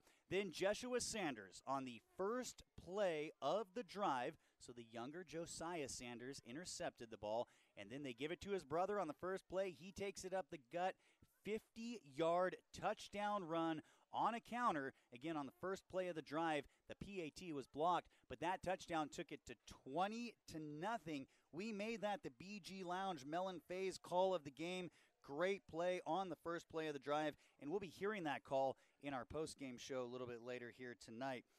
So then, at that point, after the missed PAT, 20-0 for the Mustangs. And we're in the second quarter at this time now. Castlemont takes over on their own 30-yard line, pick up a first down on the drive, but then an interception by Colby Eckhart at the Mustang 35. They take over. Then the Mustangs kind of stall out on offense a little bit due to a holding call on first down. That bring up a long 1st and 15. They end up going 3 and out after that and punt the ball away. Castlemont takes over on the 30, pick up a first down, and then on a 20-yard quick slant, convert the touchdown, miss the 2-point conversion. That takes the game to 20-6, but the Mustangs weren't done, folks. Argonaut takes over from their own 38-yard line, pick up a first down, and then from the 22-yard line, we saw Andre King come in to carry the ball, and he takes it in, again, from the 22-yard line, another blocked PAT, and so now the game is sitting at 26-6. Castlemont gets the ball back.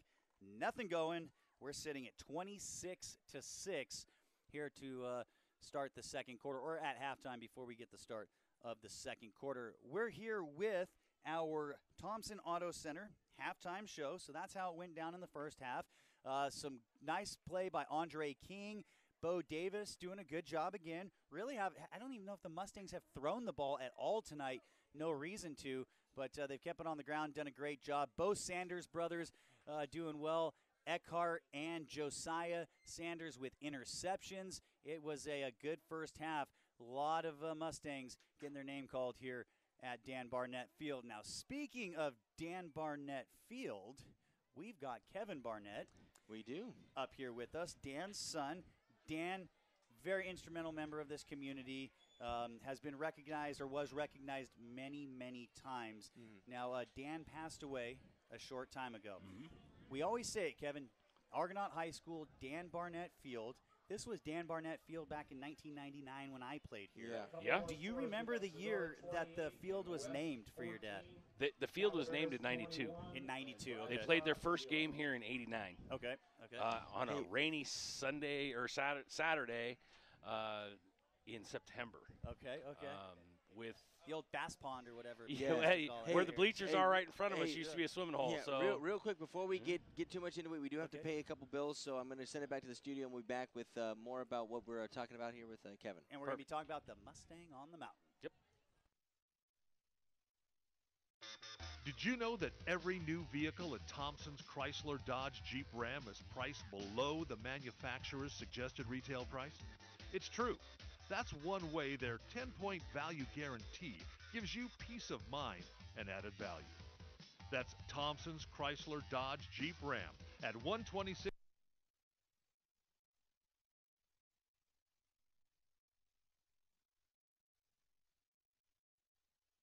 $76.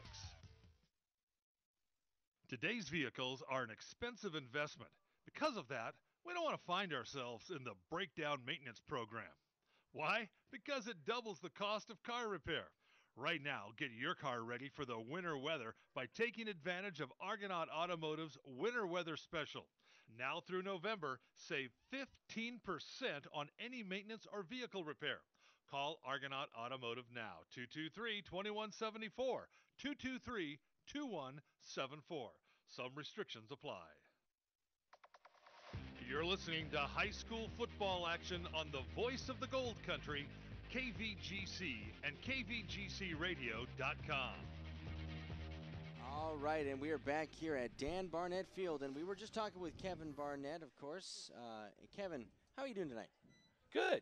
Watching a little high school football, nothing better than that. Oh, no, absolutely. Yeah. Hey, totally what a agree. game, too. Perfect for what we're here for tonight, to see the Mustangs up here on the scoreboard tonight. This could be like 70-0 probably at this point, but the Mustangs doing a great job here tonight. Little Iron Man football being played. Jesus, so you pointed that out to us, Kevin. Those poor Castlemont boys over there are going to get real tired here in just a minute. Old school Argonaut right there. I mean, back in the mid-'80s, we finished our season in '86 with only 14 guys left playing at the end of the season. So. Oh, wow.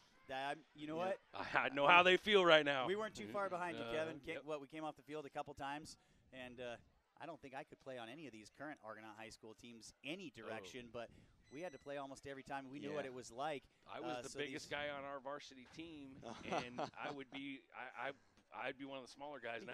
Well, you can't be a pound over $180, right? Me? Yeah. Oh, well, you're being very generous. Thanks, you're being very generous. I am 5 pounds less than I was in high school, so I'm happy about that. What offense did you get? Do you remember what offense you guys ran back then? Oh, we ran a pro set. Okay. A lot of bellies and dives. Yeah. Old Keith Davis football. Yeah. That was it. Nothing tricky. So kind of how it stayed until the double wing came in. Hey, so Kevin, so we're here to talk about your Mustang on the mountain and just the field in general. So tell us a bit about your dad. Tell us about the man, the myth, the legend, Dan Barnett. Dad had just sold the Ledger Dispatch. It was Ledger and Dispatch at the time, and he was looking for a project. And Mom was getting sick of him being in the house, and they had just 2 years before cut down the light poles at the Butte Bowl, and we were playing Saturday games at the Butte Bowl. And I don't know if you guys ever had the privilege of playing on the Butte Bowl, but oh God, if you did, you don't have any knees left. We grew up next to the Butte we grew up next to it, so we know. Yeah, we know. So that thing was a mess. So Dad drove by this field, and this field was sitting here. It was a grass field. I mean, there was grass, but it was weeds. Okay. And he called Equinoa, who was the principal at the time, in the middle of July and said, "What's your plans for the field?" And Chris said, "I don't know what we're going to do." And my father said, "Can I work on something?" And 2 weeks later, Equinoa went on vacation. 2 weeks later, came back, and there was bleachers sitting here. There was a scoreboard on order, and there was an announcer's booth sitting here. And we had Wolin Construction in here cutting all the parking lot. Did you have to raise money, or did your dad put We just started doing it.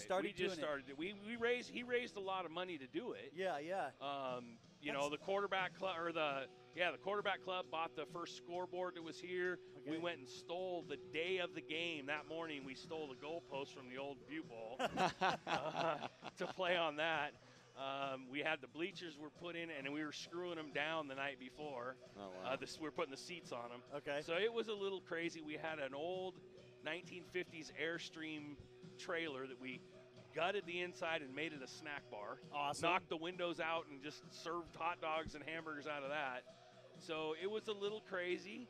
And then after we started playing in '89 here on Saturdays, that's when they started looking into the lights. Okay. And that's when Dad really got serious about some fundraising stuff and to come up with the money to put those light poles in. Okay. So now let's talk a bit about what you're fundraising for here. So what is this Mustang on the mountain? Tell us just a little bit about it. Me and my brother came to the first game two weeks ago, and we were talking to a bunch of kids around here, and nobody knows why it's Dan Barnett Field. Nobody knows who Dan Barnett was. That was 30 years ago that he did this. So me and my brother kind of got this crazy idea. We just put a plaque up somewhere that said, this is why it's named Dan Barnett Field. Well, you know Argonaut alumni, they get a little crazy sometimes when they're sitting over on his bank. And Seth Severs told us, he says, you know, that was your dad. He did a great thing here, so go big or go home. Yep. So we did.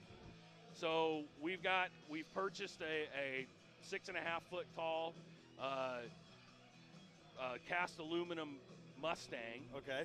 From Poor Man's Bronze here locally. We've got a lot of donations started from getting help. We got a lot of help. Okay.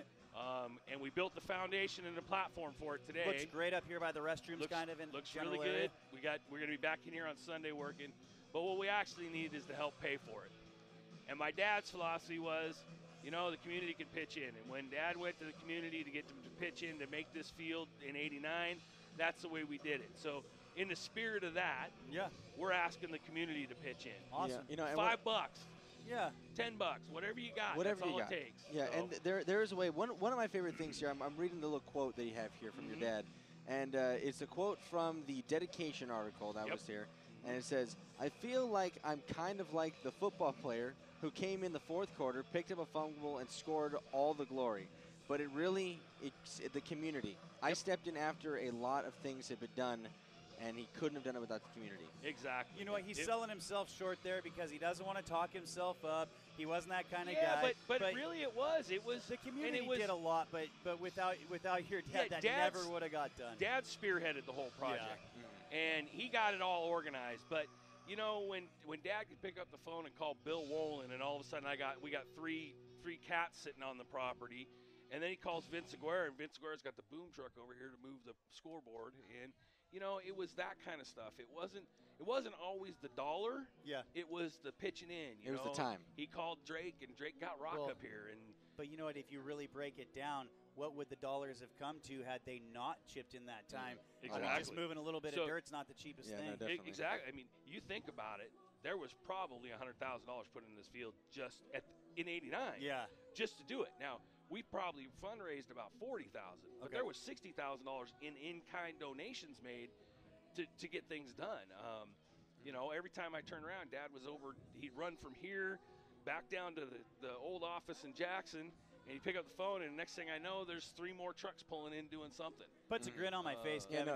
It's why we really love cool. being from community like this. Yeah, That's me it. too. So. Hey, so real quick, tell us where you can, where people can donate, and let us just go ahead and read that for me. Well, probably you can either stop by the buy and sell office and bring us a check there. That'd be great. Or you can mail it to 605 Broadway in Jackson, 95642. Or we have a Fundly account set up, and it's probably the best thing to do is go on Facebook and see it there because it's a long website. But you can donate there as well. So now, people write checks. Who do they make them out to, Kevin? They make it out to the Dan Barnett Memorial Fund. Dan Barnett Memorial Fund. Yep. Perfect. Now, one thing I will say about that is if we can, community, step up and raise extra money after we pay for this, and like I said, we're going to try to keep this as low cost as possible. Our plan is to work with the quarterback club and find another project here on site to put the rest of the money to. Yeah. So one of the things that was brought to me by the new principal today is they'd love to get new front gates over here.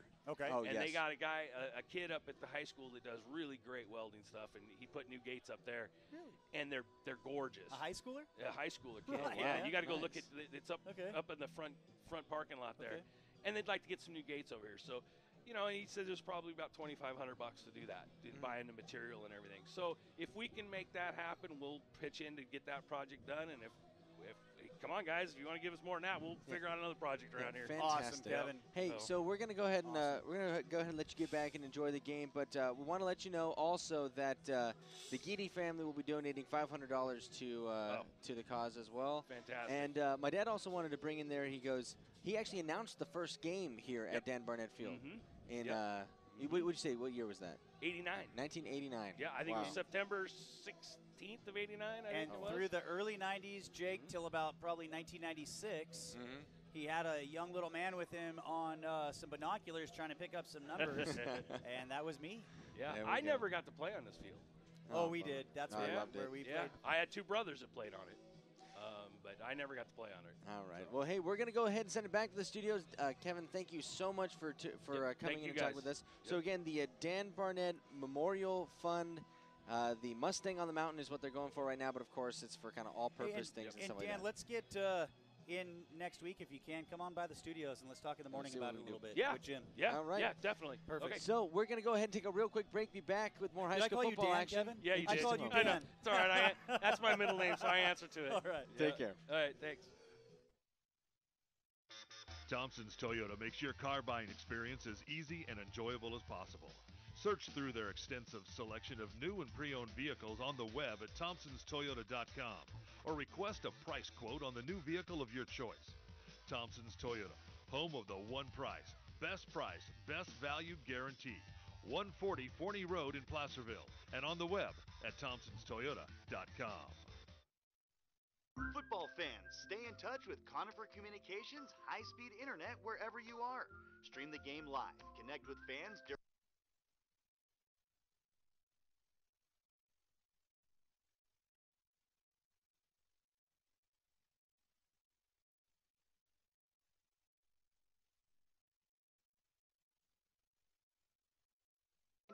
or stop by their office in San Andreas on Highway 49.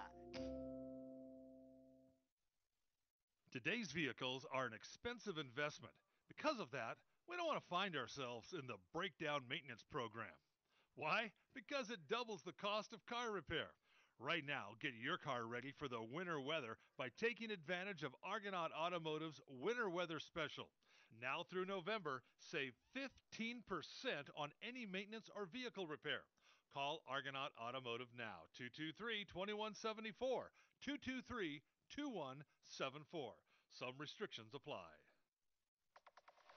You're listening to high school football action on the voice of the Gold Country, KVGC and KVGCradio.com.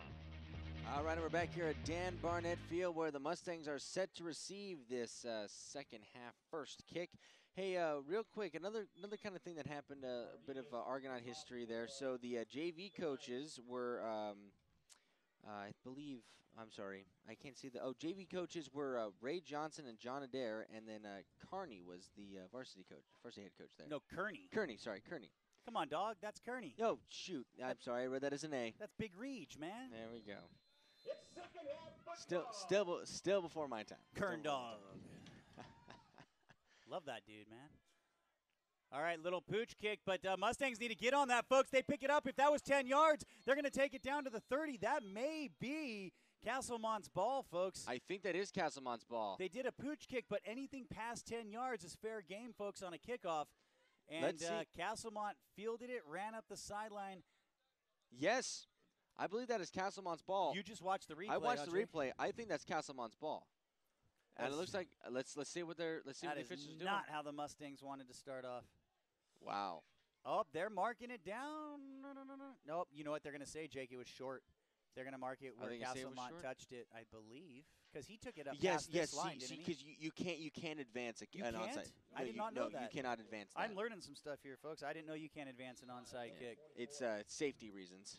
Jake has a much greater knowledge of high school football rules than I do. So if there's any confusion and we have a difference of opinion, you listen to Jake when it comes to these penalties. He knows much better than me. 3 split to the right, 1 back in the backfield to the left of the quarterback.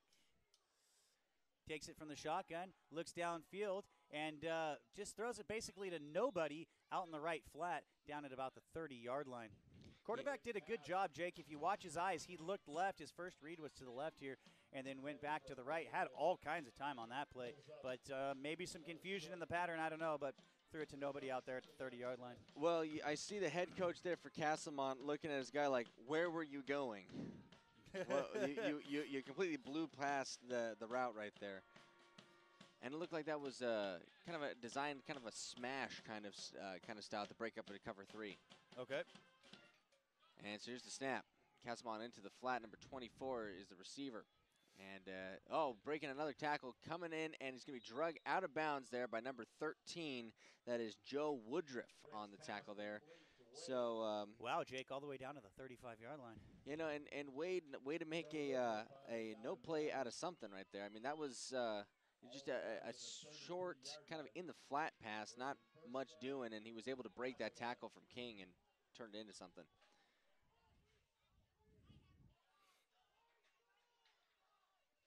So we've got one split to each side.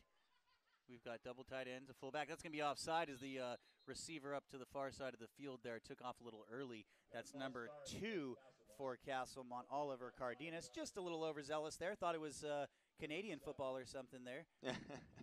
I love that in Canadian when the backs run from or the receiver 15 yards in the backfield to the line of scrimmage. Yeah, that's right. I totally forgot that that you can do that in Canadian football. Yeah, you can run towards the line. Isn't the field also like it's not 50 yards across? Yeah, I don't think it's as wide. Yeah, so I'll tell you a funny story here in just a second about Canadian football in 2 seconds here. 2 split to each side, receiver and a slot. One in the backfield to the right of the quarterback. He takes it from the shotgun, fakes the handoff to that back in the right. One of the slot basically to the right side of the field there just kind of stepped into the backfield, wanted to do a quick screen pass and didn't quite get it to him.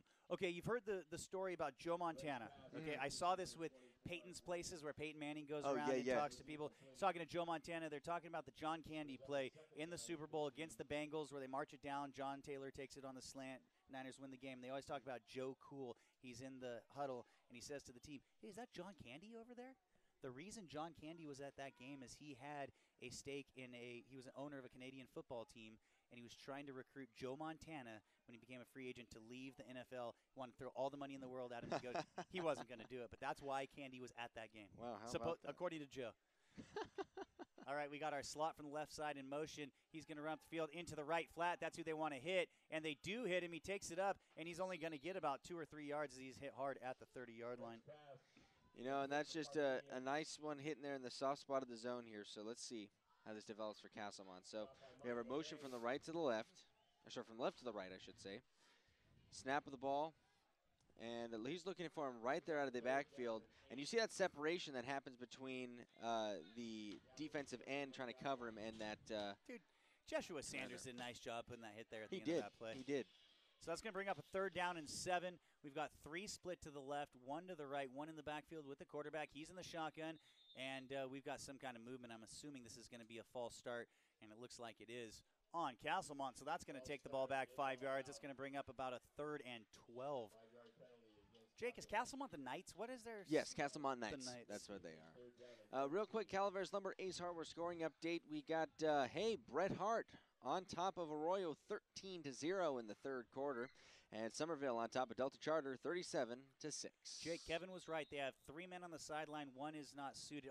4. So 3 reserves Castlemont has. They're doing a great job staying in this ball game. 3 split to the far side of the field. 1 up close to us here on the left. He's looking to the left as he streaks up the field. Quarterback's going to tuck it down and keep it himself. He's up to the 30, and he's going to be taken down at about the 32-yard line. Well short of the 1st down, but there is a penalty flag. So there was a flag there, so let's see what the white hat says. It might be a hold in the backfield. Yeah, looks like it was a hold. So let's see what we got here. What I can get here. Nope, can't get it. Waited a little too long on that one. I'm sorry, guys. You know what, Jake? One thing people sit in the stands, and we sit up here sometimes, I would have done this or that. The one thing you got to take into consideration is what these coaches know that we don't know, what they know about the young men that they have, how these young men respond to pressure. The coaches have a lot more information than we do, so I don't really like to question the coaches all the time. I like the call with the pooch kick onside at the beginning of this Me game too. Because when you don't have a lot of guys, if they kick that ball to the Mustangs score, they're out of the game already. So you got to gamble when you're in a situation like they are. And I like the gamble by Castlemont because this is going to be a hard second half, we assume at least. But, hey, we're getting ready here. We got 4 receivers to the left side of the field, 1 to the right, nobody in the backfield. 9 minutes left in the 3rd quarter. Slot from the left goes in motion to the right, and he's streaking up. Everybody's streaking up the field. Intercepted! How about that? Was that tipped up into the air, Jake? Yes, or was look it at knocked this. out of the quarterback's hand? Watch this. It was tipped. It was tipped on the line. Watch this. So here we go. I think Todd got that. He kind of like stuttered on that stop. and it was blocked, and he comes up a great awareness and just picks it up. Wow, how about that, Totten? I think Colton Clark's the one that, was it 57, Colton Clark? I believe Clark came in and was the one that that actually made the deflection on that one. Wow, how about that, bud? Good on you. So now the Mustangs are going to take on with great field position. Where would you say they are, Jake? 48-yard line? That's an Yes. inside handout to Jeshua Sanders. He takes up the middle, off the right, down to the 30, 25, 20, 15, 10, 5, and into the end zone. Jeshua Sanders, first play of the drive, just like his drive earlier today or his run from 50 out. That was a 48-yard run. That man's over 100 yards, 2 touchdowns. He may make this player of the game a little easier for us than it has been in the past, Jake. Some nice running right there by Jeshua Sanders, but he gets nowhere without that offensive line. Mustangs now dominating Castlemont. All right, so that is going to bring the score up here, 32-6 now in favor of the Mustangs. King on to attempt the PAT. Hold us down. The kick is up. And it's good. So with 8 minutes and 49 seconds left in the ball, in the third quarter, I should say, it shows Mustangs 33, Castlemont Knights 6. We'll be back from Dan Barnett Field. More high school football action in just a moment. Glass Doctor's new showroom and design center is open. See and feel heavy glass shower enclosures, quality vinyl, luxury wood windows and doors. Whether it's new construction or remodels, foggy and broken glass, homes and commercial buildings, we do it all and are happy to consult with you for your project. We still install quality auto glass and calibrate your windshields for safety. So stop by today at Highway 49 just before Jackson Gate Road and O'Reilly Auto Parts, or go to glassdoctor.com for a free estimate. You're listening to high school football action on the voice of the Gold Country, KVGC and KVGCradio.com. All right, and we're back here at Dan Barnett Field here at Argonaut High School. The scoreboard shows Mustangs 33, the Castlemont Knights 6 for 8:49 left in the third quarter. Jeshua Sanders, I said it, Jake. We've missed this. We've missed these breakaway plays by the Mustangs out of this double wing. The double wing accounts for everybody, folks. Every man can be blocked on any play, and they did a great job there converting. Little squib kick down field just behind the 20, up to the 20, 25, 30. About the 32, 33-yard line is where Castlemont's going to take over, 1st and 10. Yeah, you know, it's in that kick coming off of King's foot looked a weird, little bit of a knuckler, kind of like hung low and then dove. So what they're trying to do, and Frank and I have talked about in the past, we didn't like when the Mustangs used to kind of kick it over down in between the back man and an up man or whatever, and teams would always take it up to the 35, 40-yard line. Well, in a game like this, Castlemont's, again, they've only got 2, 3 reserves. These guys are going offense, defense, and special teams. They're getting worn down. And I'll tell you what, the Mustangs just want to, they're not worried too much probably about field position, don't want to give them any chances to return this back. And that's the reason that usually they do that squib or pooch kick like that, is to not let the blockers set up. All right, 3 split to the left, 1 far to the right. He wants to throw it deep down the sideline, and he's going to overthrow the man about 5 yards. Not a bad throw down to about the 35-yard line. That may be a new quarterback in the backfield, number 3. That's Rodney Robinson. And Rodney Robinson is a senior, so it's not like they're playing the younger man or anything like that. Darius Drake is taken out of this game, but I'll tell you what, folks, not a bad game. He just hasn't had a lot of protection. Yeah, and they've looks like they've shifted him down to receiver, so it looks like he and Robinson are the two, I guess, the 2 quarterback receiver combo right there. Yeah, when your quarterback comes out, he can't go off the field when you have nobody else to put in, huh? That's true. That's true. 3 split to the left, 2 to the right. The slot from the right goes in motion. He gets a handoff in the backfield, takes it off the left edge, cuts all the way back across the field, misses 2-3 tackles there, or shakes 2 or 3 tackles, takes it up past the 50-yard line down to about the 48. But there is a flag on the field. I think that's coming back. Yeah, so as you can see here, so this is Jones running across here. As I said, Jake, he moves laterally well. He really does. You'll see a comebacker block right there. See, clear as day block in the back, and that is just unnecessary, son. And that's mental errors right there. All right, so that's going to negate a 1st down for Castlemont. Where's that going to take the ball back to, Jake? Looks like the 37, 38? Yeah, 30, I think, 37-yard line. Do you know where Castlemont started this drive? I did not mark it down. It was close to the 33, close to the 30. I believe it was. Yeah, I think it was the 30, 33-yard line. And 5. We don't have those nifty yard start markers that they have on. Josh Jones ran about 90 yards on that play. Yeah. Oh, nice job by the Mustang defense. Castlemont put everybody down the field. They brought one man dragging across the field. Quarterback tried to get it to him, throwing from the far right hash all the way to the left side of the field, and hit by the Mustang defender. Just can't get any arm strength on it, and that was because of the pressure of the Mustang defense. So that's going to bring up a 3rd down and about 6 here for Castlemont at the 37 to 38-yard line. Yeah, you know, and I see that as almost just a desperation throw there. I mean, he didn't want to take that massive loss. Needed to get it out of there. It's a risky throw, throwing that far back across the other side of That the is field. true. That is true. If the Mustangs would have been able to get in front of that ball, there's no one to stop him taking it to the house. Now, folks, we do hit a running clock, I believe, at a 40-point lead. One back in the backfield, pitches it to him. He takes it to the left, cuts all the way back to the right side of the field, and he's got some room. He's up to the 50, and he's out at about the 45-yard line. That was a really nice run by Castlemont. Yeah, that was Tehran Wade on Wade. Wade's got some good speed. We've seen Wade. You know, Wade and Josh Jones look like the primary ball carriers here. But what they've been doing here on this drive is they've been taking these plays almost like sweeps to the left side of the field, and when things get shut down, kind of cut back all the way across the field and find a little bit of positive running.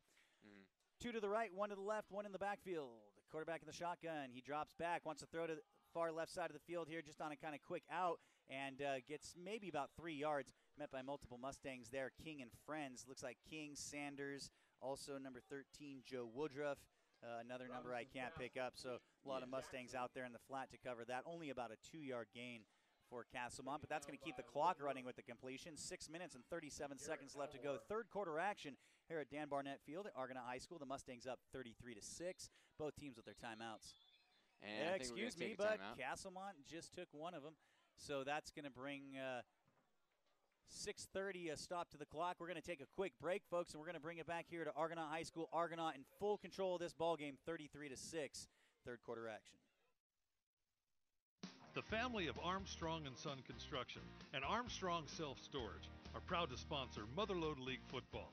Remember, when you need excavating, grading, septic system repairs, and other site work, call Armstrong & Son Construction.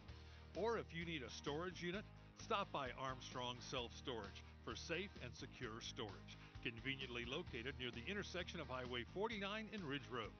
Armstrong & Son Construction, state license number 828209. You're listening to high school football action on the voice of the Gold Country, KVGC and KVGCradio.com. All right, we're back here at Dan Barnett Field, where Castlemont is just coming off of their first charge timeout of the second half. Scoreboard shows 33-6 in favor of Argonaut. And we're back here at Dan Barnett Field. I'm doing the rest of the game from the TV right here. There you Get go. those replays going, Jake. I'm watching television. Hey, I still got some of my Moo Burger from before the game. Put my feet up right here. Well, if you're doing that, you're going to have a slight delay on that. All right, here, just joking, but we've got tight formation here. 2 tight ends on each side with a slot on each side and a wing, and that's snapped to the quarterback in the backfield. He's not able to take the snap, takes it to the right side of the formation there, and is taken down in the backfield, nothing going, and that's going to be a loss of about 5 to 7 yards. Yeah, no, and take it on the other side of the 50. Robinson had no chance on that one. That ball was skipping along the ground the whole time. I mean, and he just couldn't get his feet underneath him after that. Nothing doing there. Again, Castlemont only has 3 reserves in this ball game, folks. So they've got to be getting tired. The Mustangs run an offense that's very physical, very demanding of the defense, and just wearing Castlemont down. And that quarterback drops back, wants to hit the receiver in the flat on an out pattern about the 40-yard line, just overthrows him there. That's Rodney Robinson again, the new quarterback in this ball game. Yeah, and he just put it a little too far ahead of his receiver. You know, he's going on when you're on that out. Your guy's already going to the sideline. You don't want to lead him too far onto that, or else he's just not going to be able to catch it anywhere. And the other thing about it too, as a quarterback, you want to give him room to run if he does catch it, so you don't want to lead him out of bounds even if he does make the catch. All right, so 5:44 left to go here. We don't know if they're going to punt or not because the quarterback's in pretty much the same formation or same position, but it looks like it's going to be a play. And they're streaking down the field. Quarterback wants to go deep. He's got a receiver who cuts across to the about 22-yard line, or excuse me, the 18-yard line, and picks it up basically on a post pattern. It looks like, if you're watching here on the replay, it's going to be from the right side of the field. You're going to see the receiver come back towards the middle on, again, a post all the way across to the other hash, and has to wait for the ball as he's just probably 5 to 10 yards past the Mustang defense all alone. And not a great throw, but a catchable ball, and that's where it's going to be first down at about the 16-yard line he got to here. We got a handoff on a sweep here to number 24 to the right side, and he takes it down to about the 15, or just inside the 15 to the 14-yard line. It's going to bring up second down for Castlemont. And Colton Clark in there on the tackle, coming in from his middle linebacker position. Jake, that play took a really long time as the quarterback scrambled around, and I think maybe the defense just kind of got a little breakdown in coverage there. You know, I don't know exactly where the breakdown was, but he shouldn't have been that wide open. And we got number 2 in the flat here, does out pattern, and bad throw by the quarterback behind him, incomplete at the 9-yard line. Well-designed play by Castlemont. They're getting guys in space. They're getting guys open, but this backup quarterback really not able to hit the receivers. Yeah, I mean, and he just, you know, Oliver Cardenas really just didn't have much of a chance there. Darius Drake was a much more accurate passer. I don't know if he said something to the coach or what happened here, but I don't know why he's not in at quarterback. It's not like he was playing bad. Number 3 has come in, Rodney Robinson, and hasn't shown that he's got anything more. Actually looks to be a lesser talent, but this is how they're going to finish this game, or at least go here in the third quarter. 24 from the left slot across the formation in motion. Quarterback takes it, throws it to 24 out in the flat, and he takes it up to about first down territory. We're going to mark that, let's see here, at about the 5-yard line. Okay, so now here is the biggest issue that comes up with Argonaut's defense. Okay, so they run a basic 5-2. So what that is, that's 5 down linemen, 2 linebackers, and 2 ends on the thing with 3 in the back. Or sorry, 4 in the back. Yeah. And you can't really run much of a different coverage out of that.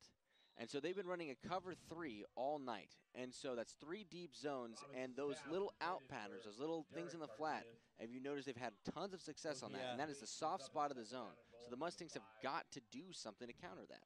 I'll tell you what, right now, we just missed the play there. Came in, it was a throw down near the goal line, incomplete pass. Joshua Sanders said, sorry, buddy. Blew up the receiver there. Nice hard hit. Joshua's not a big kid, but he plays football, I'll tell you that. You get ball players that play 50 pounds above their weight sometimes. Yeah, he's one of them. I think Joshua's one of them. I like Josiah, too. Met the Sanders parents, actually, out there at El Dorado. Some really nice people. Helped Adam and I find a parking spot. So we like him. All right, so we got a little pitch here on a sweep. Number 5 in the backfield. He takes it around the 10-5. Into the end zone. I think he got in, Jake. Yeah. He dived in. It looks like he did. So that's going to be the second touchdown for Castlemont from about the 15-yard line. So just a little or excuse me, from about the 9-yard line. There, and then so you just see Jones taking and stretching it out. King not able to make a shoestring tackle, and he just dives in there and hits the pylon, and that's a touchdown. Easy. They're going to go for 2 here, which would take it to 33 to 14 if successful. Mustangs all kinds of pressure. Sack the quarterback at the 10-yard line. Nothing going there, so that's going to be a failed conversion. 33 to 12 here. 4:11 left to go in the third quarter. Mustangs up. Going to get the ball back. We're going to take a quick break, and we'll come back here to Argonaut High School. Jackson Tire, located on Highway 49 in Jackson and Highway 88 in Pine Grove, is the place to go for your vehicle. Whether you need new tires or any auto service, Jackson Tire is a dealer you need to know. Visit them at jacksontire.net. That's Jackson Tire. You're listening to high school football action on the voice of the Gold Country, KVGC and KVGCradio.com. And we're back here from Dan Barnett Field here at Argonaut High School, where the scoreboard shows the Castlemont Knights 12, the Argonaut Mustangs 33, 4 minutes, 11 seconds left here in the third quarter. And the Mustangs are set to receive. We got, looks like, Sanders, and Eckhart set back deep to receive. But it looks like they've pulled everybody up. And it looks like only Josiah Sanders is sitting in the deep ball. Number 11? Yes. All right, Castlemont set to kick number 2, the kicker there for the Knights. That's Oliver Cardenas.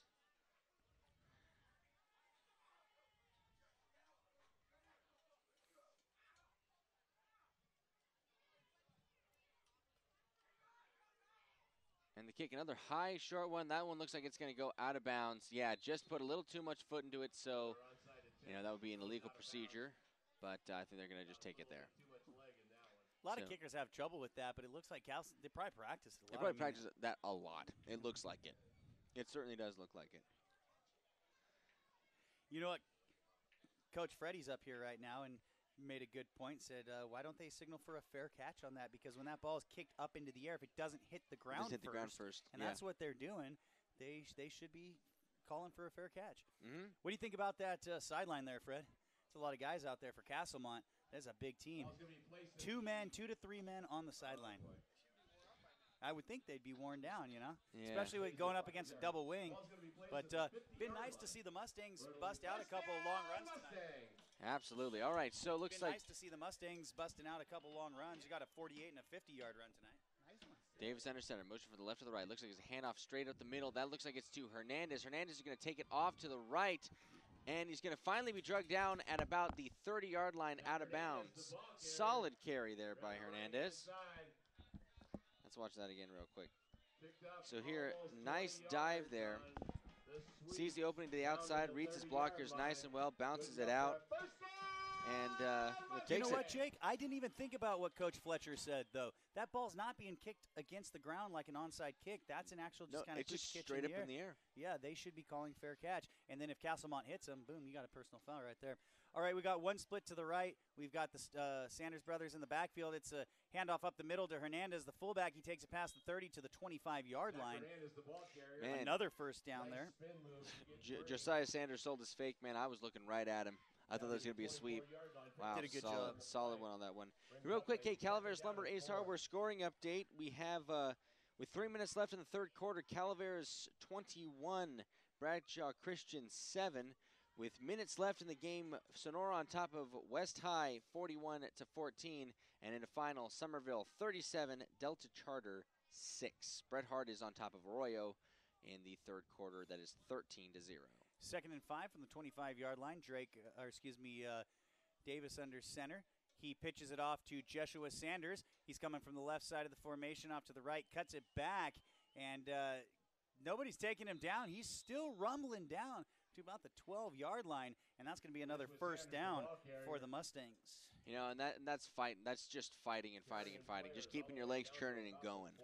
And when I say takes it from the left side, he starts on the left side of the formation and took the pitch, takes it off the right, between the right guard and tackle, basically, and then chose to cut back to the left side of the field and took half of Castlemont's team with him. All right, here we go. First down for the Mustangs. 2 minutes and 23 seconds left here in the third quarter.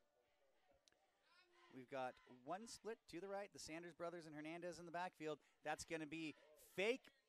No, does Davis have that? No, they did give it to Sanders. They gave it to Sanders. Faked it to Jeshua Sanders, handed it on the inside to Jeshua. They call that the counter play. It looks like either the 40, is it the 45 now, Jake? The 45 toss, or it looks like the reverse, or it looks like that counter. You got 3 plays that look exactly the same. It's also similar to the way that they will set up their option pitch as well, because you see Sanders and Davis coming off on the opposite side. So we got one man in motion across the formation. It's a pitch to the fullback in the backfield. Hernandez, he's up to the 10. He's up to the 5. Easy. Walks in, untouched, into the end zone. That puts the Mustangs up 39-12 before the PAT attempt. 1:32 left to go in the ball game. And just, a quick fullback pitch right there. Nice stretching out. And, takes it, sees where the opening is. Just as a little cut back into the end zone. And King on to attempt the PAT from Bo Davis's hold. 1 minute 32 seconds here. And the kick is up and almost blocked again, but it is good. So that's going to bring the score up to 40 for the Mustangs at the end of the, the end of the drive. 1 minute 32 seconds left in the third quarter. Mustangs 40, Castlemont Knights 12. We'll be back with a look at more high school football action. Stay tuned. Central State Credit Union is a great place to begin your search for a new vehicle, and you can share the benefits of your membership by referring family and friends. Just like you, they can save a lot of money with a great rate and a lot of time at the dealership by going in with a pre-approval. Invite your family and friends to experience the difference today. Applying for an auto loan is easy with options including in-branch or online application and pre-approval. Visit them online at Central State 5300, subject to credit approval, federally insured by NCUA. You're listening to high school football action on the voice of the Gold Country, KVGC and KVGCradio.com. All right, and we're back here at Dan Barnett Field here at Argonaut High School. Scoreboard shows Mustangs 40, Castlemont 12, and King deep kick to number 5. It looks like he's going to field it at about the 10-yard line. Going to take it, accelerating through. Wow, getting a good setup block out to the 40. And it looks like he is going to get dropped about the 40-yard line. Like maybe that's why they don't like kicking it deep. Like we said, they're definitely respecting the deep man, and that was number 5, Josh Jones, one of the better ball players here for Castlemont. He's done a lot offensively here tonight. Hey, what do you think I look like, Jake, to people that are looking up into the booth right now? Yeah, you look like a disembodied head, probably. Just did nothing. Sitting here at a chair, doesn't even get my neck past the... I have a stool over here. I'm fine. I can see. I can rest my chin on the counter. All right, 2 to the left, 2 to the right, 1 in the backfield. Hands off to the back in the backfield. Takes it just to the left of the center. Up the middle, he's just shy of the 50-yard line. About 8-yard gain right there. Going to bring up a second down. And that was number, Pineda was there in on the tackle. That is number 20. You were saying? Is that Emilio's brother? Do you know? I do not know. I believe so. Throws out to the right, flat. Number 24 is there. Takes it at about the 45-yard line up to just shy of the 40. That's going to be a first down for Castlemont. And that was number 24, Teheran Wade, on just a little out pattern. And again, attacking the soft spot of the zone there, guys. 30 seconds left here in the third quarter and counting. Castlemont a little slow to the line. 2 to each side, 1 in the backfield to the left of the quarterback. He's in the shotgun. He takes it, and he throws it over to number 8, who is in the slot. 8's on a quick slant off his fingers, and that's going to be intercepted by the Mustangs. That's Joe Woodruff, who intercepts it down at about the 30, takes it up to about the, looks like 42-yard line, where the Mustangs will take over. 1st and 10. Tried to get a little quick slant in right there, threw the ball too high. That's the one thing you don't want to do on a slant, is throw it high. That's what happens. It's tipped into the hands of the defense usually. Nice job by the Mustangs. And Woodruff did right there, just a perfect execution of a tip drill right there. But, he came up with it. He didn't, once he saw the ball was deflected, he didn't slow up. He changed his path immediately and went after the ball. Way to go. Good way to play your safety there. Actually going to be at the 42-yard line here for Argo. So Davis is going to hand it off on a sweep to Sanders. That's number 12. I think that's just Josiah Sanders, or Joshua Sanders. And he's going to take it to about the 45-yard line there. And, Sanders looks like he took a shot to the knee. He got up. He was holding it. But we got a Castlemont player down, and that's not a good sign. That's not a good sign for a team that doesn't have any reserves. Looks like Mackies are down there attending to him. So, Jim, we got a timeout here for injury, and it's on the Argonaut sideline, so if he gets off, he's still going to have to go across the field. Let's take a quick break and come back here to Argonaut High School. Football fans, stay in touch with Conifer Communications high-speed internet wherever you are. Stream the game live, connect with fans, play or upload those Instagram photos.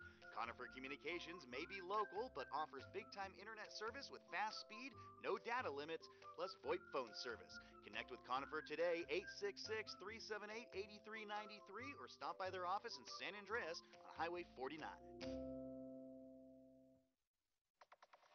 You're listening to high school football action on the voice of the Gold Country, KVGC and KVGCradio.com. All right, hey, we're back here at Dan Barnett Field, and we're just looking at the injury here from the Castlemont player. I don't have a number on him, but not a good sight. He's a big lineman, and he is in pain. Yeah, it looks like he's in some serious pain. They're holding his arms. He's squirming around, man. This isn't anything you want to see. Looks like it may be his right knee. Ken Mackey down there looks like attending to his right knee, huh, Jake? His left side's flailing all around, but they're making sure they're doing a good job of holding that right one in place. If this isn't a significant injury, I don't know, folks, but poor player here for Castlemont's really having a hard time. Now, he is on the Argonaut sideline. I don't know if he needs help, if paramedics will take him over and around the field, or if they'll stop the play to take him across here, which most likely is what they'll do. So you know what, folks? No reason for us to just sit here and tell you what we're looking at. Again, a player down there tending to him. Let's get a couple more sponsors in here, and then we'll come back here to Argonaut High. We're sitting at 40-12. 2 seconds left in the third quarter. The Mustangs are up. They have the ball. They're on the Castlemont side of the field at about the 45-yard line, and where they look to get this game a little bit more out of reach here. Again, 40-12 Mustangs. Glass Doctor's new showroom and design center is open. See and feel heavy glass shower enclosures, quality vinyl, luxury wood windows and doors. Whether it's new construction or remodels, foggy and broken glass, homes and commercial buildings, we do it all and are happy to consult with you for your project. We still install quality auto glass and calibrate your windshields for safety. So stop by today at Highway 49 just before Jackson Gate Road and O'Reilly Auto Parts, or go to glassdoctor.com for a free estimate. The family of Armstrong & Son Construction and Armstrong Self-Storage are proud to sponsor Motherlode League football. Remember, when you need excavating, grading, septic system repairs, and other site work, call Armstrong & Son Construction. Or if you need a storage unit, stop by Armstrong Self-Storage for safe and secure storage, conveniently located near the intersection of Highway 49 and Ridge Road. Armstrong & Son Construction, state license number 828209. Why do people come from all over to buy a vehicle from Thompson's Buick GMC in Placerville? To experience the best in customer service, great deals, and excellent selection. Thompson's makes car buying fun, easy, and convenient. Why, you can even order online and have your vehicle delivered. 55 Placerville Drive in Placerville, and on the web at thompsonsbuickgmc.com. You're listening to high school football action on the voice of the Gold Country, KVGC and KVGCradio.com. Hey, we're still here at Dan Barnett Field, where the injured Castlemont player is still on the ground. Looks like Ken Mackey is still attending to his leg there. Looks like it is his knee or somewhere around there, but we're going to check to see what that is. But real quick, we want to give you some Calaveras Lumber Ace Hardware scoring updates, see what's going on. So, in around the league action, we've got a couple games wrapping up right here. Calaveras 21, Bradshaw Christian 7. That is in the third quarter. I believe that's 21-13. Now, in fourth quarter action, Bret Hart on top of Arroyo 13-6. Final Sonora over West High 41-14. Final Somerville 37, Delta Charter 6. That's what's going on around the rest of the league, and of course, 40-12 over here. And yeah, it looks like they've got the gurney out, and they're going to be taking him away. So we're going to go ahead and take another real quick break, and we'll be back with more high school football action from Dan Barnett Field in just a moment. Remember when going for a walk around the block was easy and pain-free? Future you is ready to feel like that again. Mark Twain Medical Center's orthopedic experts are with you throughout the process, from first consultation to your last physical therapy session. So you can get back to living without joint pain, and future you can wander far and wide. Visit marktwainmedicalcenter.org/orthopedics. Mark Twain Medical Center. Hello, human kindness. A longtime supporter of youth activities in Amador County, the folks at Camps Propane hope you enjoyed tonight's high school football action on Hometown Radio. Visit Camp's showroom on Highway 88 in Pioneer. Ask about the Easy Saver program and senior discounts available. And you'll never run out of gas again with Camp's Smart System Tank Monitoring program. They also carry a complete line of RV supplies, gas refrigerators, and barbecues. For more information, visit Camps Propane in Pioneer or their website at campspropane.com. Jackson Tire, located on Highway 49 in Jackson and Highway 88 in Pine Grove, is the place to go for your vehicle. Whether you need new tires or any auto service, Jackson Tire is a dealer you need to know. Visit them at jacksontire.net. That's Jackson Tire. Did you know that every new vehicle at Thompson's Chrysler Dodge Jeep Ram is priced below the manufacturer's suggested retail price? It's true. That's one way their 10-point value guarantee gives you peace of mind and added value. That's Thompson's Chrysler Dodge Jeep Ram at 126 Forney Road in Placerville. Visit them on the web at placervillejeep.com or call 888-874-5976. Today's vehicles are an expensive investment. Because of that, we don't want to find ourselves in the breakdown maintenance program. Why? Because it doubles the cost of car repair. Right now, get your car ready for the winter weather by taking advantage of Argonaut Automotive's Winter Weather Special. Now through November, save 15% on any maintenance or vehicle repair. Call Argonaut Automotive now, 223-2174, 223-2174. Some restrictions apply. You're listening to high school football action on the voice of the Gold Country, KVGC and KVGCradio.com. All right, we're back here at Dan Barnett Field, and it looks like they've gotten the Castlemont player onto the gurney, and it looks like they're going to be taking him off to the ambulance where they will give him further medical treatment. So unfortunately, that is the end of his night, and we are going to see what is going to happen. But of course, you know, we hope that he has a swift recovery and that it's nothing too serious. But that is where this day is going to end for him. Real quick, scoreboard shows 40-12, 2 seconds left here in the third quarter. And there's a bit of a discussion happening in midfield with the Castlemont coach and the White Hat. And I don't think they're going to stop the game necessarily, but they have kind of taken a thing. But it looks like they are going to burn off the last 2 seconds into the third quarter. So the third quarter is going to end on that note, unfortunately, with 40-12, 12 minutes left here in the ball game. Keep it here. Yeah. We've just had a really long commercial break for you. And you know what? We do want to apologize, folks. We don't deal with injuries like this a lot. We kept the camera down there on the player, and then we finally thought, you know, what are we doing here? We don't need to be showing this young student athlete going through this. No. So that's why you saw the picture of the scoreboard there for a while. Really hoping for the best outcome for the young man, especially for this club. Well, they don't have the horses, hate to use that term because, you know, going up against the Mustangs here. But they're going to have to knight some new guys here, Jake, because they don't have a lot of reserves, and one of their starters goes out like that. I don't know what they're going to do the rest of the season. And you know that that's never ever anything you ever want to see, whether it's in professional sports or in high school sports. That is just, it's scary. It is. So we're going to reverse field here. Mustangs now heading towards the school, away from the scoreboard, and they're going to do an inside handoff to Hernandez. He takes it up to the 40, out to about the 35-yard line, close to a first down for the Mustangs. Just a quick dive up the middle. I imagine the Mustangs are going to do the best to run this one down. Don't know how much they'll do on offense here the rest of the game, but we'll see here. Yeah, I don't think much. They're going to try anything different in this formula. 11 minutes and 12 seconds here left in the fourth quarter. You know what? I've said this before. We gave him the player of the week last game. Remember the name Bo Davis, folks. He's a sophomore right now. And I'm going to tell you what, when he's a senior, he's going to be lights out. Yeah, if he's not an all-leaguer, I'll be surprised. I mean, the kid just, he does it right. All right, here we got one to the left in the double wing formation. Davis under center. And is going to take it. We've got King in motion. He takes it on a quick 24 toss, and he's going to take it up to about the 30-yard line.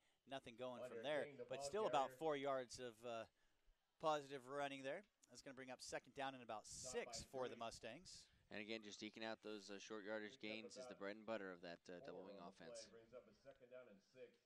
Second and 6 looks like Sanders, that is Jeshua Sanders, is checking out, and number 44, that is Jason Belugub. I was having a hard time with that one, Tim. Belugub? Belugub? Baby Beluga. I don't know, Jake. I really don't know how to pronounce that. What was that? Anyways, one to the left. We've got double wing here, quarterback under center. King in motion, but they're going to hand it to Hernandez in the backfield, and he's hit right as he takes the ball. About a loss of 1 here, about the 31-yard line. Number 8, that's Hassan Grooms Jackson there on the tackle there for the Castlemont Knights. Yeah, Castlemont's first names are hard. Yes. We got Tehran, which is actually a really cool name. I like it. Tehran. We got Tayland. We got some different ones out here. Hassan, June, Zacharias. Okay, 31-yard line. Mustangs third down and about 7. And it's going to be a pitch to Sanders. He's going to come from the right side, wing back over to the left. That's Josiah Sanders. And maybe about 2 yards or so. That's going to bring up a fourth down and about 5. The Mustangs fairly deep within Castlemont territory at about the 28-yard line. Yeah, it looks like Mustangs may go for it at this point. You know, I wouldn't be surprised. Not going to net a lot on a punt outside of field goal range. I don't know. King's got a pretty good leg, yeah. but they haven't had very good protection. But you're looking at a 45-yard field goal. That's All right, that's the handoff up the middle to Hernandez. He's hit by one Castlemont player, takes him with him, and then a couple more come in to stop him at about the 20-yard line, but that's going to be enough for a first down for the Mustangs. You know what, Jake, though? You're right. He does have a leg, but when you start looking, it's only the 20-yard line, but folks, you always have to add 17. Jake knows this well. I'm not telling Jake. I'm telling you guys because I get caught up as well. They're at the 30. He can kick that. But then you got to add the end zone, which is another 10. The holder's about 7 yards, so you always want to add about 17 yards to it. So they're at the 20. This would be a 37-yard field goal, and I'd probably put that at about King's range. What do you think? I bet he could hit 37, close to 40 on a if it all went right. If all went right and he had a solid hold, solid kick, very nice little snap. pressure. Yeah, I think he could make it easy. Got to get some height on it though. Had some low PAT attempts though, but King has he's probably I would assume he's probably close to 80% or higher for the season on PATs. At least the games that we've seen. All right, so the Mustangs are trying to figure something out here. All right, here they are coming first down at the 20. It's a handoff to the fullback Hernandez up the middle, and he jukes out about 2 players, takes it up, and I think we're going to call him down at about the 12-yard line right there. So some nice, good, hard running just short of the first down for Hernandez. Yeah, so I think they're going to turn over the ball on downs right there. No, they got the first down. Oh, they got the first down. I'm sorry. That was the first down play right there. So it's going to be second down and about 2, I think, Jake. Yeah. Real quick, Calaveras Lumber Ace Hardware scoring update. Calaveras 21, Bradshaw Christian 19 with 6 minutes left in the ball game. So it looks like Bradshaw Christian is mounting a comeback there. Oh, hey. Yeah, and I think the Mustangs are just trying to eat as much clock off of this as possible. 7 minutes left here in the ball game. Is this a different formation? It looks like they've got King on the side with the split, almost between a slot and a wing. I don't know if he's just lined up wrong at the wing back, but doesn't he look a little bit farther offset? He's going to go in motion, but they're going to hand it to Hernandez up the middle. It's probably how the Mustangs will wrap this game up. Classy play calling here by Rick Davis and the Argonaut Mustang coaching staff. That's going to be taken up to the 10-yard line. Looks like it's good enough for a first down. Tell you what, as of right now, Jeshua Sanders, my player of the game, but honorable mention, a good strong one, Hernandez. Yes, has been doing a great job. All the fullbacks out there are happy. He's been taking it and been just fighting for every single yard he gets. Fullback's a forgotten position, not at Argonaut High School. All right, here, so we've got King. I don't know what's going on here, Jake. Oh, because on that last drive, we saw Sanders' knee look like it might have got a little bit, but King has been in with Josiah Sanders. Jeshua has been out on this drive. Yeah, and right now they're just taking as much time as possible off the clock here. And also probably smart of the Mustang coaching staff to see what they got in another back in King there. So that ball's handed off to Hernandez up the middle. He takes it down from the 10 to the 5. He's hit by multiple Castlemont players at the 3. Keeps on rumbling, takes them with him into the end zone for the touchdown. Mustangs, Hernandez, that may be Hernandez's 3rd touchdown of the game. And that's going to bring the score up to 46, and I believe that is going to trigger a running clock here. Does it have to be over 40, or does it have to be a 40-point lead, Jake? I don't know the rules on that. I believe it has to be a 40-point lead unless it is agreed upon by the coaches. Castlemont would be smart with the number of players they have to get this one in the books. Valiant effort, though, man. I'll tell you what. The game's not over, but there's 5 minutes and 4 seconds left here to go. There's not enough time for them to get back into this ball game. But really, again, a valiant effort considering the number of players they have. With the injury, there's only 2 players left on the sideline at this time. That means these players are playing offense, defense, and special teams. A lot of two-way players. True Iron Man. A lot of two-way players on the Mustangs. The Sanders brothers, a lot of them playing two ways. We're going to have an offsides right there. We had a, but not every player playing two ways. No, we're gonna have a. So we had a false start, and then we're gonna have an encroachment, and so we're gonna put the ball right back where it started. 4:25, clock still ticking. So so we are in running clock because these are untimed downs right here. It is running 4 minutes, and you're right, Jake. 4:15.